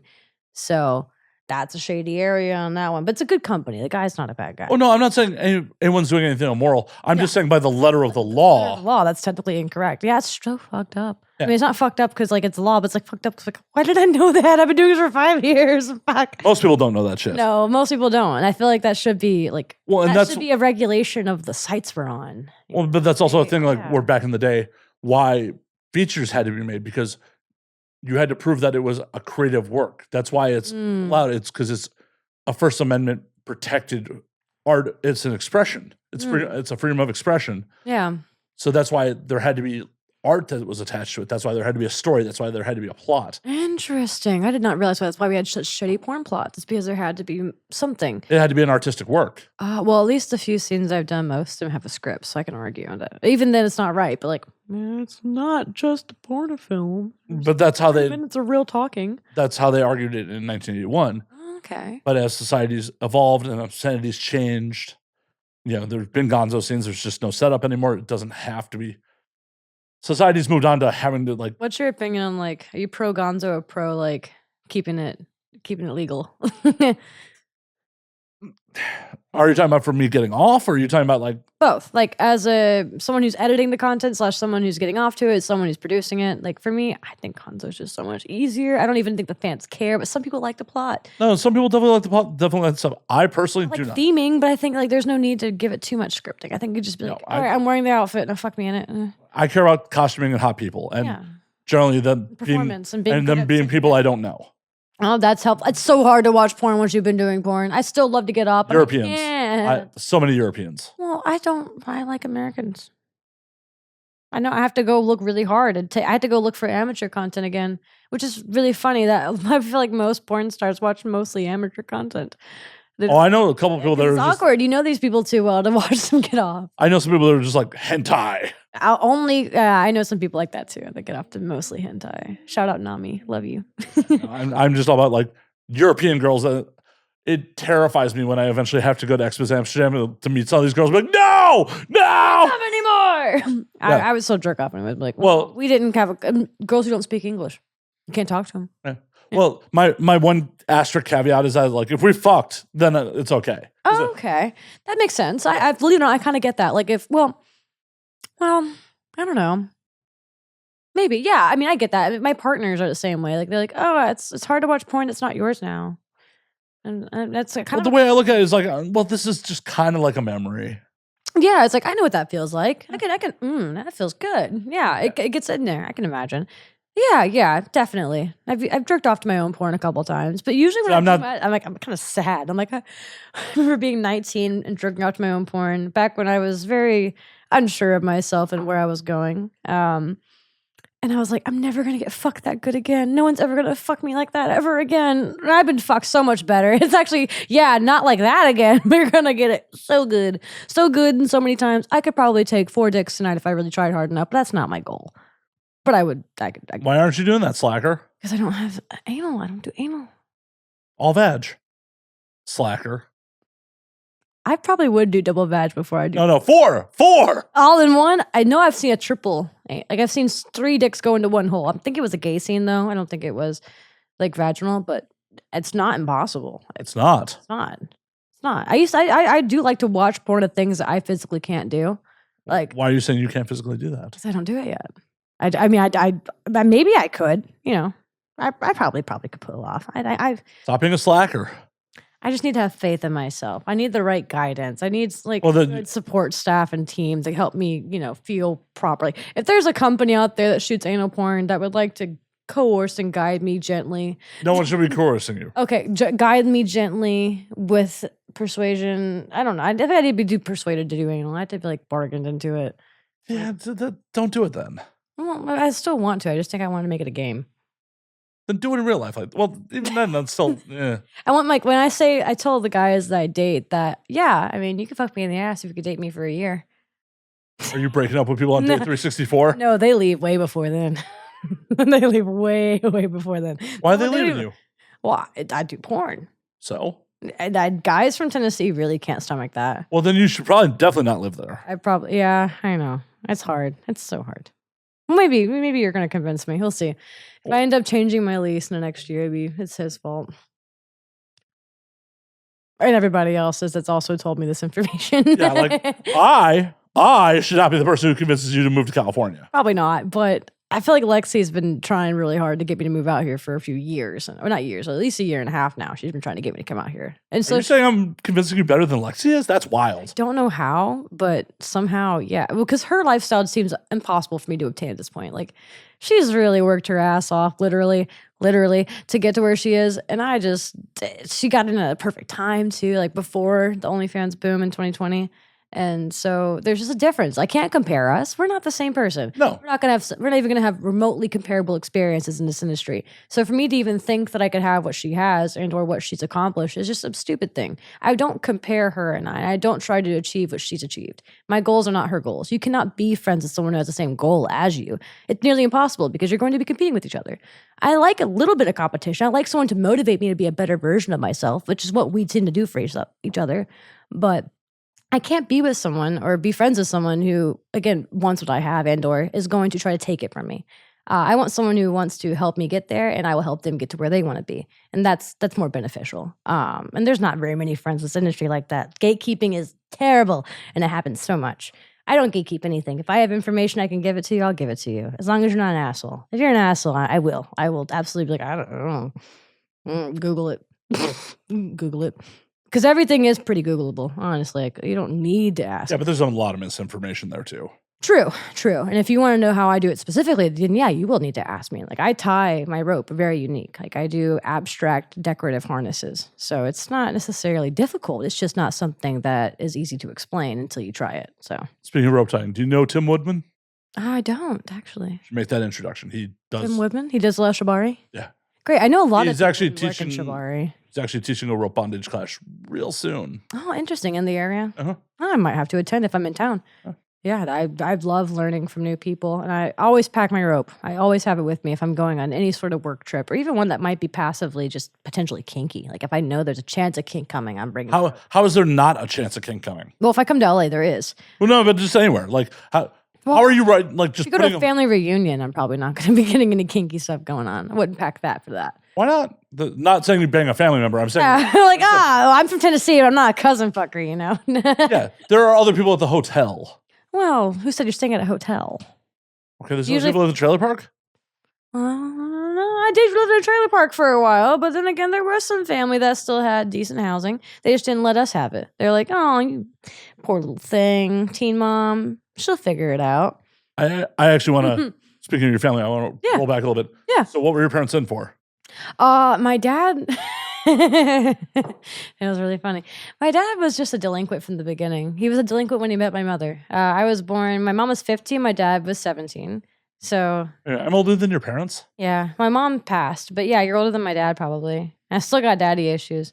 Still. And it's not even his fault. Like, he didn't do it. My stepdad did. But,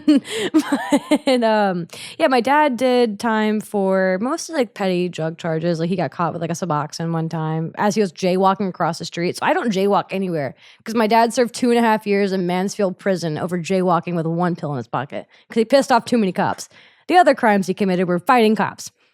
That's a bad plan. Yeah, I don't know why he thought. Then some of them would instigate it. Like, they would take off their body cams and turn off, like, no, it's fine. We'll fucking fight. And then they'd lose, and then they'd arrest him after. Yeah. Yeah. In a surprise to no one. I mean, my dad's from Ohio. What do you expect? Him to be morbidly obese? No, if anything, the opposite. Quite the scrawny little guy. Well, I'm just talking about most Ohioans. Yeah. I thought they were all, well, either they're morbidly obese or they're completely twacked out on whatever new drug they could formulate for them. Right. Yeah. There's a If reason. their health issues can allow them. Otherwise, yeah. There's a reason that every fast food chain in America tries out their new menu items in Ohio. I did not think about that. That's a really good point. That's a really good point. But yeah, and he was just kind of notoriously disruptive. He was good at being in jail, I guess, and good at doing prison time. He didn't struggle too much. I mean, he wasn't rich anyways, but he was just good at it. Like, Well, no, if he was rich, he wouldn't be in prison. yeah, well, I mean, some people, end up in prison rich. Very few. Very few. Very few are fortunate enough to do that. Because usually if you're rich enough to, be good in prison, you're rich enough to not go. Exactly. Yeah. And my mom, funny enough, the only time she actually did time, because I'm a second generation sex worker, actually. My mother did sex work, not like I do. Full service? Yeah, and again, she passed away in 2020, so I don't mind really speaking on her behalf. My siblings are near adults now, so it's fine. We've already kind of discussed that we would talk about this at some point. But yeah, she didn't go to jail for any of her sex work charges. She only went to jail for falsifying her tags. She put a bad sticker on there, and they got her for a year. And then she got out and passed because it was definitely a suicide. But yeah, no, you learn and live through that. And so I try to advocate to, don't abuse opiates. Don't even. Oh, so it was an unintentional suicide. I think it was intentional because she had just gotten out of jail, and things weren't going great. Her life is pretty much already ruined. Her addiction had already consumed her. She was a very beautiful woman when she didn't use. And funny enough, she got on the opiates because of dental problem. She had a bad, her teeth removed, and they gave her that, and then downhill from there. But yeah, no, it's just something that I don't take very lightly, and always try to speak up against when I can. It's a sad topic when you think about porn, But funny enough, I've actually had cam shows where I've discussed like even potentially going as far as to doing a fundraising stream for opiate abuse and awareness. I've done 2 different charity streams, if not 3. Yeah, 3. And one of which was the most abundant was for Ukraine. We raised over $5,400 in 5 hours. For opiates for Ukraine? No. For, well, I know, it's totally random subject. But yeah, I do want to do an opiate abuse awareness stream, charity streams at some point. And I do have support from other models to do it. It's just a very hard thing to want to commit to. Like, I don't know when the right time is. There's never a right time. And I don't know if I really want to go into my cam show and be like, hey, this is what we're here for. And now we're going to fuck to make money to save for opiate abuse. I don't know. It's a strange one. I want to do it, but I want to do it with grace. And I don't want to do it like something too dirty. Like I want to be like obviously in this industry because she was a sex worker at one point and she struggled, but I don't want to do it like trashy, I guess. There has to be some way to have class while also camming and also fundraising because I did it before, but it's not, I don't know. It's a tricky one. Definitely a hard one to like chew and digest and to give to everybody else. But I know a lot of people that are passionate about it. Not just me, but other cam models who have lost family members or even just other models to similar things. So opiates have killed a lot of fucking people. so many people. And it's not talked about enough because there's so much shame of like, oh, the addicts, we just hate the addict. No, love them. And it's hard to love them. I'm not saying you should like give them your money, but you shouldn't cast them out like I did because I regret it. If I could give my mom the opportunity, if I could trade my parents and have the dad be done and my mom still be here, I would. And also just to give her a chance to do what I'm doing. It's a balancing act because you can't help someone who doesn't want to be fucking helped. True. No. And you can't fucking set your own ship on fire. That's true, to save them. And I didn't. But it doesn't mean that I wouldn't want someone else who does want help to not feel like they couldn't get it. Because there's so much, like people don't think there is hope. There is. There's so much hope if you let there be. Hope will also destroy you though, if you let it. Well, 100%. Because you can't have disappointment without expectations. And that's what hope is. Hope is expectations. Yeah. How do you live without hope? Because I remember watching an episode of Midnight Gospel. That is a great start. But other than that, like what else can you do to live without hope? Because naturally, you just live. Just live. Because do people just actually live? Like they don't question everything they're doing? Oh no, I question everything I'm fucking doing. But you live through it somehow. Yeah. You're old enough to have done that. Like you know you're going to have to wake up tomorrow. There's no choice. You just accept it. I gamble sometimes that I won't. But well, yeah, if you have a couple more of those, you might. Your liver must be like made of steel. It's well trained. Mine too, though. I can drink like 5 or 6 nice craft cocktails and be solid the next day. Before I came to LA this trip, whatever. I'm 5'1" and like 115 pounds. Cool. 5 drinks. How many drinks can you have in one night before you've been like, oh, ooh, A lot. Okay, but what's that number? Okay, have you seen how much bourbon I've drank tonight already? Well, do you see I brought my own and it's nearly empty? We'll finish it off. Yeah, it's a pint. I'm a baby. I've never finished a pint like this. You haven't finished it yet either. Well, I will. It will Tough talk. Tough talk. I have titties to talk with now. I didn't say anything about your tits. I said nothing about I just grew them too. Like I didn't even have boobs until I stopped vaping. I quit vaping in December. I used nicotine for years. I loved it. I never thought I'd quit. It was like a part of my personality to be a nicotine user. And then I stopped. I think it was like financial bills. Like I just didn't want to deal with the expense that came with it. I got really tired of paying for it. And so I quit because of that. And I don't regret it. I would do it over and over again. But I won't be going back to nicotine. I still haven't used it. It's been since December of 2023. Move on to cigars. They're much better. Well, okay, occasionally, I don't smoke cigars. But if someone has like a blunt and it's wrapped in tobacco leaf, I don't count that. Because it's more about the weed than it is about the... For sure. Like I'm not intentionally going and buying a pack of cigarettes after that. I'm not buying a vape after that. I've not purchased any tobacco products beyond just like a blunt. I prefer hemp wraps.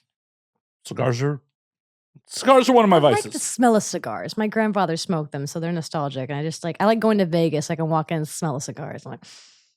It triggers a part of my brain that brings me comfort, but also confusion because it's attractive to a certain extent to smell cigars. Like it smells like money.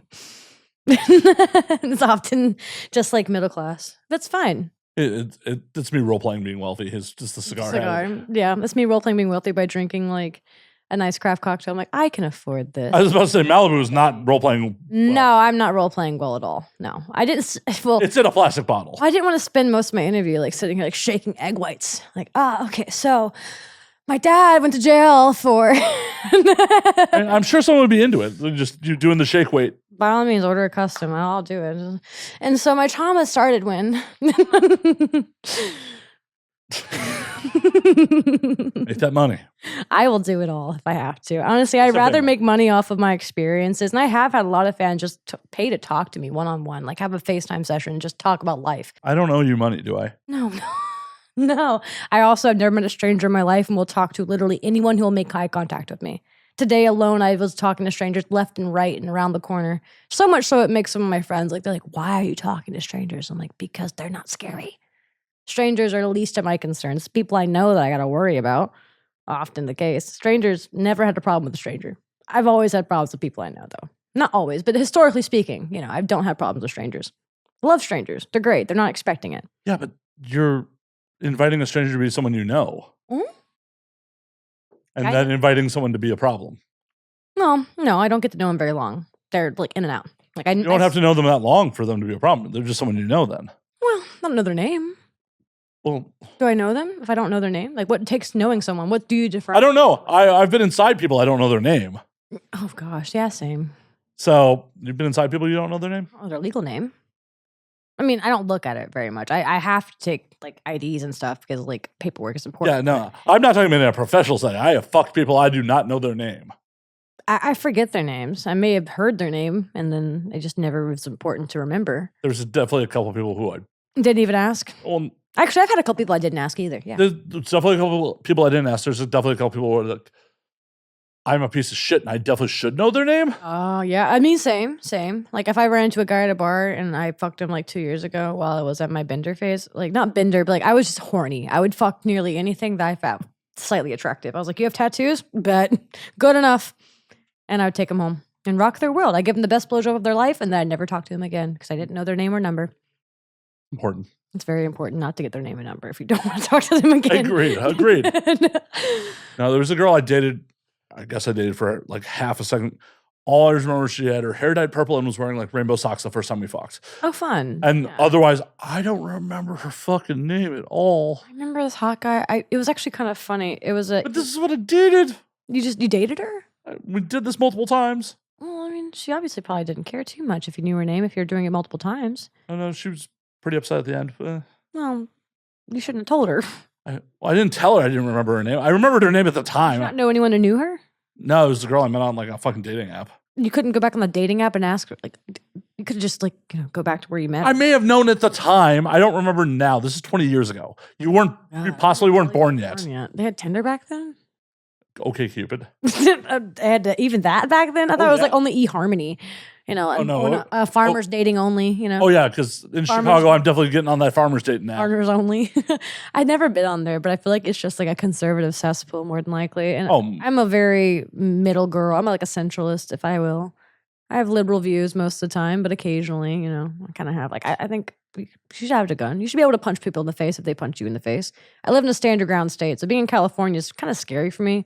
Because if someone came up and hit me, I would hit them back and I'd get in trouble. No, you wouldn't. Really? I've heard like you can't fight back. You're supposed to like call for help. Oh, what you're supposed to do and what actually works in real life. Okay, because what actually is going to happen is I'm going to knock the fuck out of them. I'm not going to let that happen. Oh, no. If you hit them first.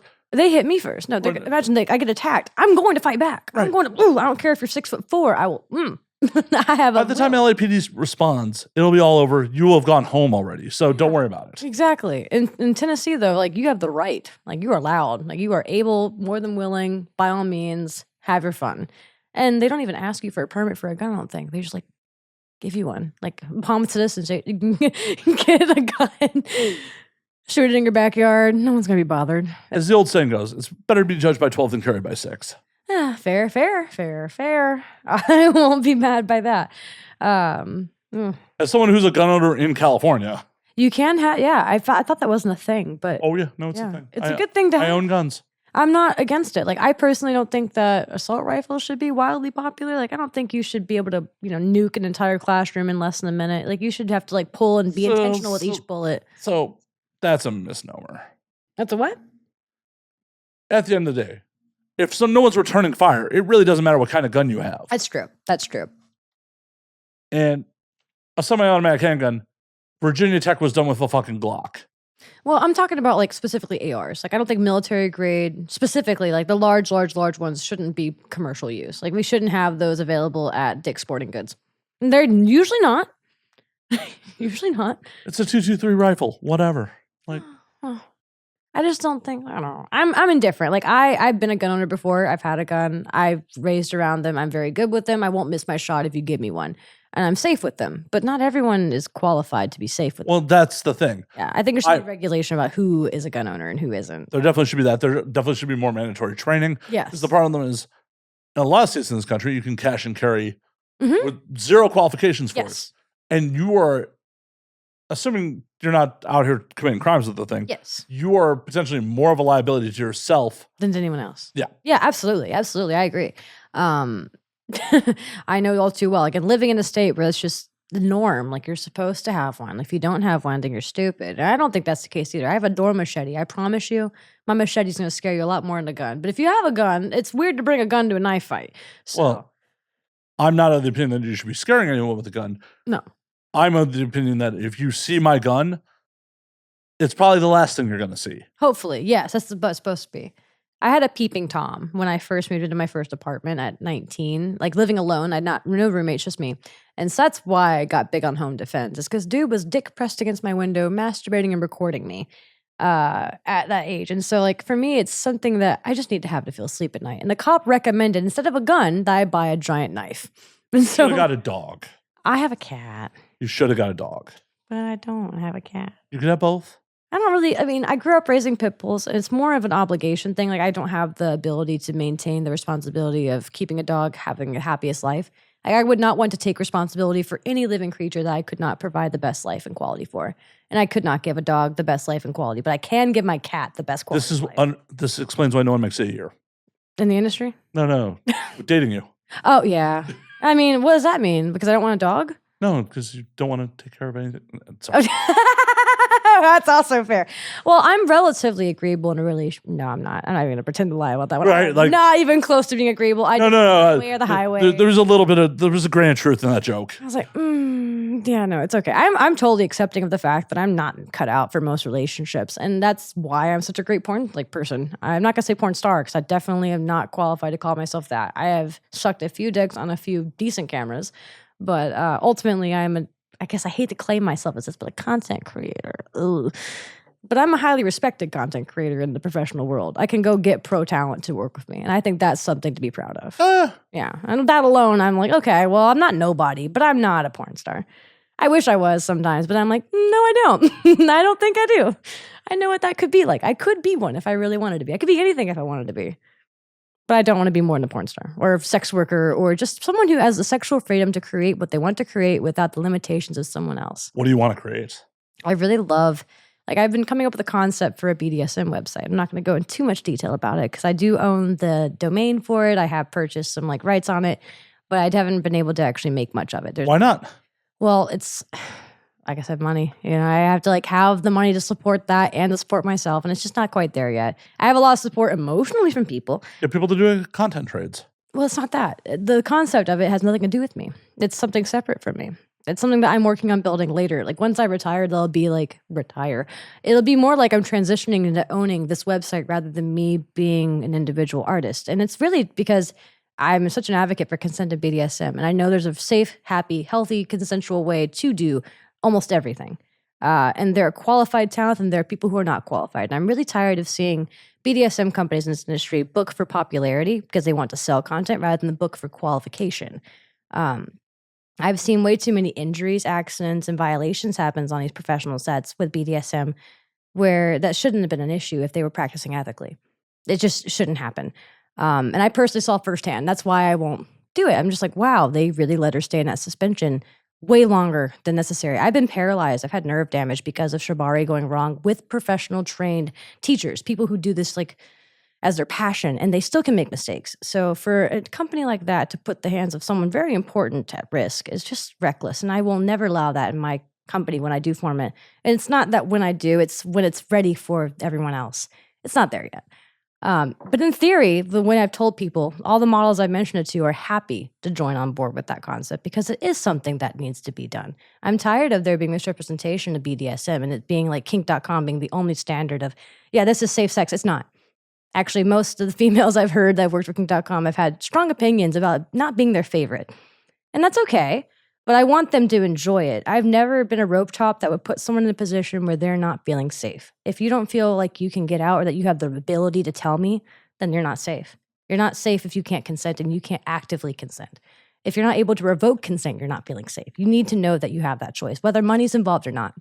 And so another thing I wanted to employ, which is kind of hard to do without money, is that if my talent got there, and I don't want talent to take advantage of this, but if the talent got there and they could not complete the scene due to whatever reason, they should still get some sort of compensation for showing up and trying. I wouldn't want to book someone that couldn't do it and wasn't passionate about it. That's also a goal. Is I don't want to book you because you have 100,000 followers. I want to book you because you're passionate about this specific fetish and that you're the safest person to book that for. So if I'm going to do like an asphyxiation kink with a bag over your head, it's not going to be your first time doing that. That's going to be something that I know as your profile that you can handle and that you enjoy, that you perform well at, and that you can do with grace and confidence, and it's good. People would rather consume content with people they don't know than this profitable porn star, right? Like, sure, you can book Lexia do that, but that might not be her kink. Maybe she's not into that. So is it really going to be as good as someone who's passionate about it? Why are we booking so many people who don't want to do what they're doing? Because they're acting. Yeah, but you can act and be passionate about it. Porn's also about realism, right? Like, yes, Depends on the scene. Depends on the scene. But BDSM, you want it to be more authentic and real.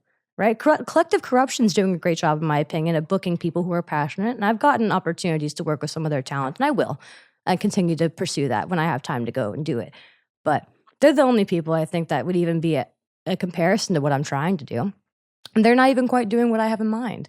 I'm not going to tell you every detail, obviously, because, How dare you? But I do have a strong opinion about it. And even though I myself am not as crazy active in my BDSM community scene that I used to be, it doesn't mean that I don't have a heart for it and that I'm not going to fight for it and that I'm not going to advocate for there's a better way of doing this.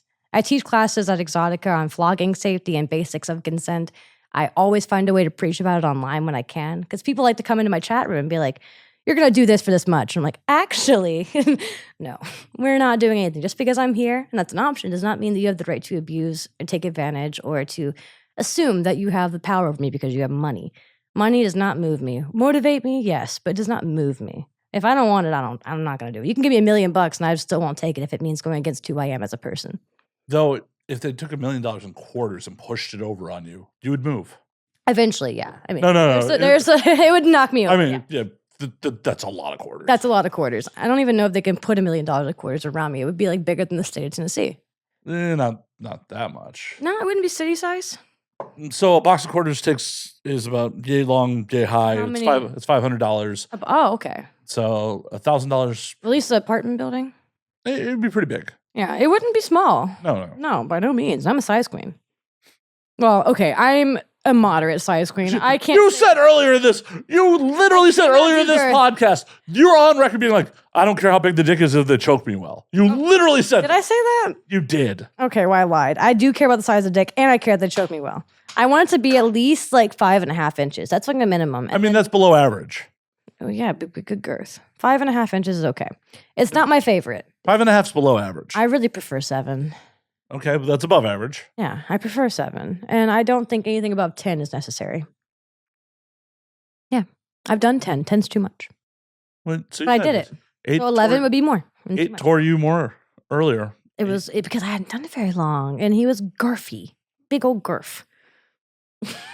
It was a good time, though. One day, maybe that same talent will do a bi threesome with me. I'm still working my ass off. I really want a bi threesome.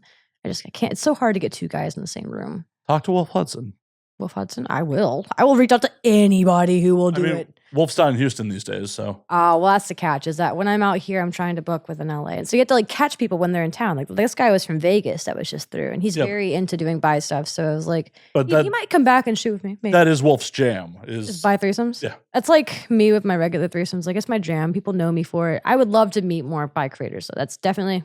He definitely produces a lot of stuff where it's just like girl 2 dudes, like all. Yeah. Portfolio. I guess that's all technically reverse cowgirl all the way down. Yeah. That's pretty amazing, honestly. The more you know, you have to ask right people, truly, to find those types of scenes because it's not something that is super common. Yeah, no, reach out to It's Wolf. definitely desirable. Like people love it. I jerk off to that all the time. That's my favorite kink. Is like. Then how do you not know Wolf? He's good people. I probably do know and don't even realize it. I probably watch this content and don't even realize it. Wolf Hudson? Yeah. Okay. Don't let me forget that. I have some contacting to do. You should. He's good people. I've known him for years. Oh, I know. And it's amazing how many great people there are. You could tell if someone's good or not by how long they've been able to handle being in the porn industry without getting canceled. Like if you can survive like 5 to 7 years and still be considered a good person, like you are actually probably a really good person. And if you're still doing it and you're hated, then well, maybe you should probably see a therapist. It's okay though. Everyone should see a therapist. Everyone. You're right. Everyone should. I need to get back in therapy. I was doing it for a while with pineapple support, but talk therapy just isn't my jam. I have tried. Electrotherapy? I need to try like the weird, like something Reiki. I don't care what it is. I went to a salt bath the other night and I got more out of the salt bath and meditation than I did out of like 5 years of talk therapy. Believe it or not. I left mushrooms. Yeah, that too. I haven't really been a big fan of psychedelics because I did so many back when I was like in high school. I started tripping when I was 17 and I tripped every other week from May to December of 2018 until eventually I got to a point where I was hurting my own feelings. I remember calling my stepdad and I was like, I had a bad trip. Can you please come like talk to me? And he picked me up and we went to the golf range. And my family's not rich. We just went to the driving range. It was like a rundown place. It was like $10 for a bucket of balls. It's not something expensive. And he was like, yeah, so you hurt your own feelings. Toughen up. And he also told me to stop giving so much of myself to other people. I used to be the kind of girl before porn who, if I dated a guy, I would invest 110% of myself into them and just give them all of me and then lose myself in the process of dating them. There's an asterisk there. Shaped like an asshole. Shaped like an asshole. Yes. And then he was like, just row your own boat. And I thought he was stupid for that, but it really meant just be completely independent before you go and pursue a relationship because you are sacrificing all of who you are and putting your identity into another person. That's not a good thing. A good relationship should be an awesome +1, not someone who completes you. Yeah, it should benefit you, but not even benefit. It doesn't need to benefit you. You shouldn't think about gains. Just think about happiness. Awesome +1. Awesome +1. Oh, just being like someone who like you would want like +1. You go to I go to the party. This is my awesome +1. Oh, okay. Yeah. And that you compliment each other. Exactly. Yeah. Yeah. I feel like the person I end up with will definitely be a menace to society. There's no doubt about it. I will not be in a conventional relationship until I die. And even then, no. Well, hopefully that relationship is not the reason you die. Well, I hope that I stay around until I die. I want someone to be with me. Being the cause and being there till the end are two separate things. That is true. That is true. I do not want a tragic story. No, I don't want a tragic ending, but I don't think I'm going to live a very long time. Like, I think I'll live probably to be like, if I'm lucky, 40. That sounds crazy, but I've always thought that. I've always had that opinion. I hate to break it to you. I might live longer. I hope I do. My genetics say otherwise. My great grandparents are still alive and they're like 80 and 90 on both sides. Like I have 13 living grandparents. It's crazy. Don't know how. Divorce. That's how that happened. But don't know how they're still living, But I don't feel like I have the same chances of hope that they do. I don't know. At your age, 30 felt fictional. I mean, 30 doesn't feel fictional to me. It feels like I don't know who I'll be by then. I have no idea where I'll be at all. Like it's hard to comprehend 30. It's hard to comprehend, that's why we don't do good things for our future selves. It's because we don't know them. Well, yeah. We don't want to do nice things because we don't know who the fuck they are. It's a stranger. I say this all the time. Future problems. Future problems, yeah. But they're my problems. They're mine. These are actually me problems. 30 felt fictional. 40 felt fictional. 40 felt fictional? Oh, yeah. So the concept, did you think you were going to die before them too? Oh, yeah. Okay. 100%. Like, shit, am I going to have to keep doing this? Yeah. Ever? Or for as long as I live? I personally did a job where I could get shot at daily, so. What was that? I worked for an armored car company for over a decade. Oh, yeah, that'll do it. If you want to go collect money for random strangers and then put your life at risk, by all means, you look at the type that can handle it. Yeah, did that in my mid-20s, still like 20. Someone has to do it. Yeah. Yeah. Did you get paid okay? Not enough. At times, okay. At times. Did you take a little dipping from the back? No, not worth it. No. It's always treated. I managed a few stores and restaurants, so I always had to deal with those guys too. I'm like, they just seem like they scared me. Just like I couldn't imagine you being scary enough though. At 20, especially. Like, nowadays, maybe because you have tattoos, but like at 20, like you were like scary enough to be a armed guard dude. Were you, were you more beefy back then, or were you less beefy? How much beef did you have at 20? I was definitely skinnier, but I still had the wide shoulders. So we were lean beef. Yeah, I started. Well, actually, I was fat as shit when I started the job. Like, So you're bulk beef, and then and then I lost. I lost by walking everywhere because you had to walk every. Well, and also dealing with thousands of pounds of coin every day. Yeah, you had to carry all that too, but not at once. Like most stores don't have more than 15 pounds. Ah. So I had two. You had to bring change too, right? Yeah. Okay. I had two banks that were big retail banks that I would deliver 50 to 100 boxes of coin at a time to. So you have to carry that into your truck and then disperse it amongst. And then also, so the way banks work is they don't wrap their own coin. No. So when you take a coin to the bank, they bag it up and send it out with the truck. So I would take all your quarters, people. You're else someone like you is going to have to carry them. So I would take in 50 to 100 boxes to a bank and then take out 20 to 50 bags out. Oh no! Every fucking day. Well, do you miss being in that kind of shape? No, you rather be. Well, no, I kind of miss being in that kind of shape. I don't miss being skinny, but I also love that me being 15 pounds heavier has given me the ability to live a more comfortable life. Being 100 pounds is unnecessary. It's one of those things where like I miss like the physical strength. I also have done like irreversible damage to my body from that job. That's okay. Like back. Discs, like you have a disc move out of place or something. Or probably I've had muscles. I've had a hernia since the mid 2000s. Oh, I had a hernia once. I worked for Kroger, and they didn't even want to give me workman's comp for it. Well, it's in my belly button, and literally the doctor said to me like, "Did you know you can get infections in your belly button?" I'm sure. It's fucking weird. The doctor said like, if it doesn't hurt, we're not doing anything about it. That's obscene. That's such American culture right there. But other countries don't have it much better because apparently in the UK, if you call for an ambulance, they'll be like, "Yeah, we'll get to you when we can." We do that in LA too. Really? Jesus. I live next to a fire department, so I feel like I'm safe no matter what, but I shouldn't really be leaning on You really should be flashing those firemen whenever you can, just so they're motivated. Yeah, I was like, please, don't let us burn. Yeah, no, that's true. I mean, no one's ever been against fucking the fire department, so. Well, yeah, no one sings fuck the fire. No one says fuck the fire department. Yeah. You should, though. You should be fucking your local firefighters. Why aren't us as sexy women not fucking our local firefighters, especially in California? Do better. If you're in LA and you're not fucking a firefighter, you're failing. You are failing.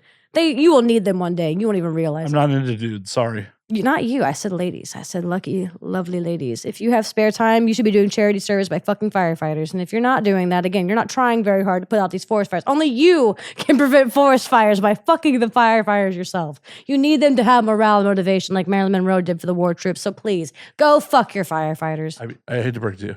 Yeah. In the West Coast, it's wildfires, not forest fires. Whichever one it is, fuck the firefighter. They're fighting the fire. Like, this is a problem here, right? Like, you have fires constantly. Oh, yeah. Constantly. Like, there was one last night not far from where I was. Why'd you start that? I'm just saying. I didn't mean to. I just kind of walked past, and then God said, no. That looked too dry. And she's just making it like sandpaper, you know? It's been too long. But I also really hate to. We have been doing this for over 2 hours. Oh my God, really? Uh-huh. We've gotten along that well, and you thought I didn't like you. Oh, I know you don't like me. I do. I think you're splendid. Like Splenda? I cause cancer? Yeah, I mean, you're not a sugar daddy. You're a splendid guy. On that note, we're definitely calling this motherfucker. Oh, no, it's been really fun, though. I appreciate it. It was a great conversation. No, it's good times. Yeah. Where can they find you on the things? Well, before we get out here. I am Googleable, as I said earlier. Not well, but no, yeah, you had the triple X. So IvyMinxXX. That's me. I'm Ivy Minx. I do things, and you might want to watch them sometimes. If you don't, you don't. Not everything will be for you. It's not for you. It's for me. But I hope you like it. Yay. Awesome. Ivy, it was an absolute pleasure. We'll do this again at some point. At some point, I'm sure.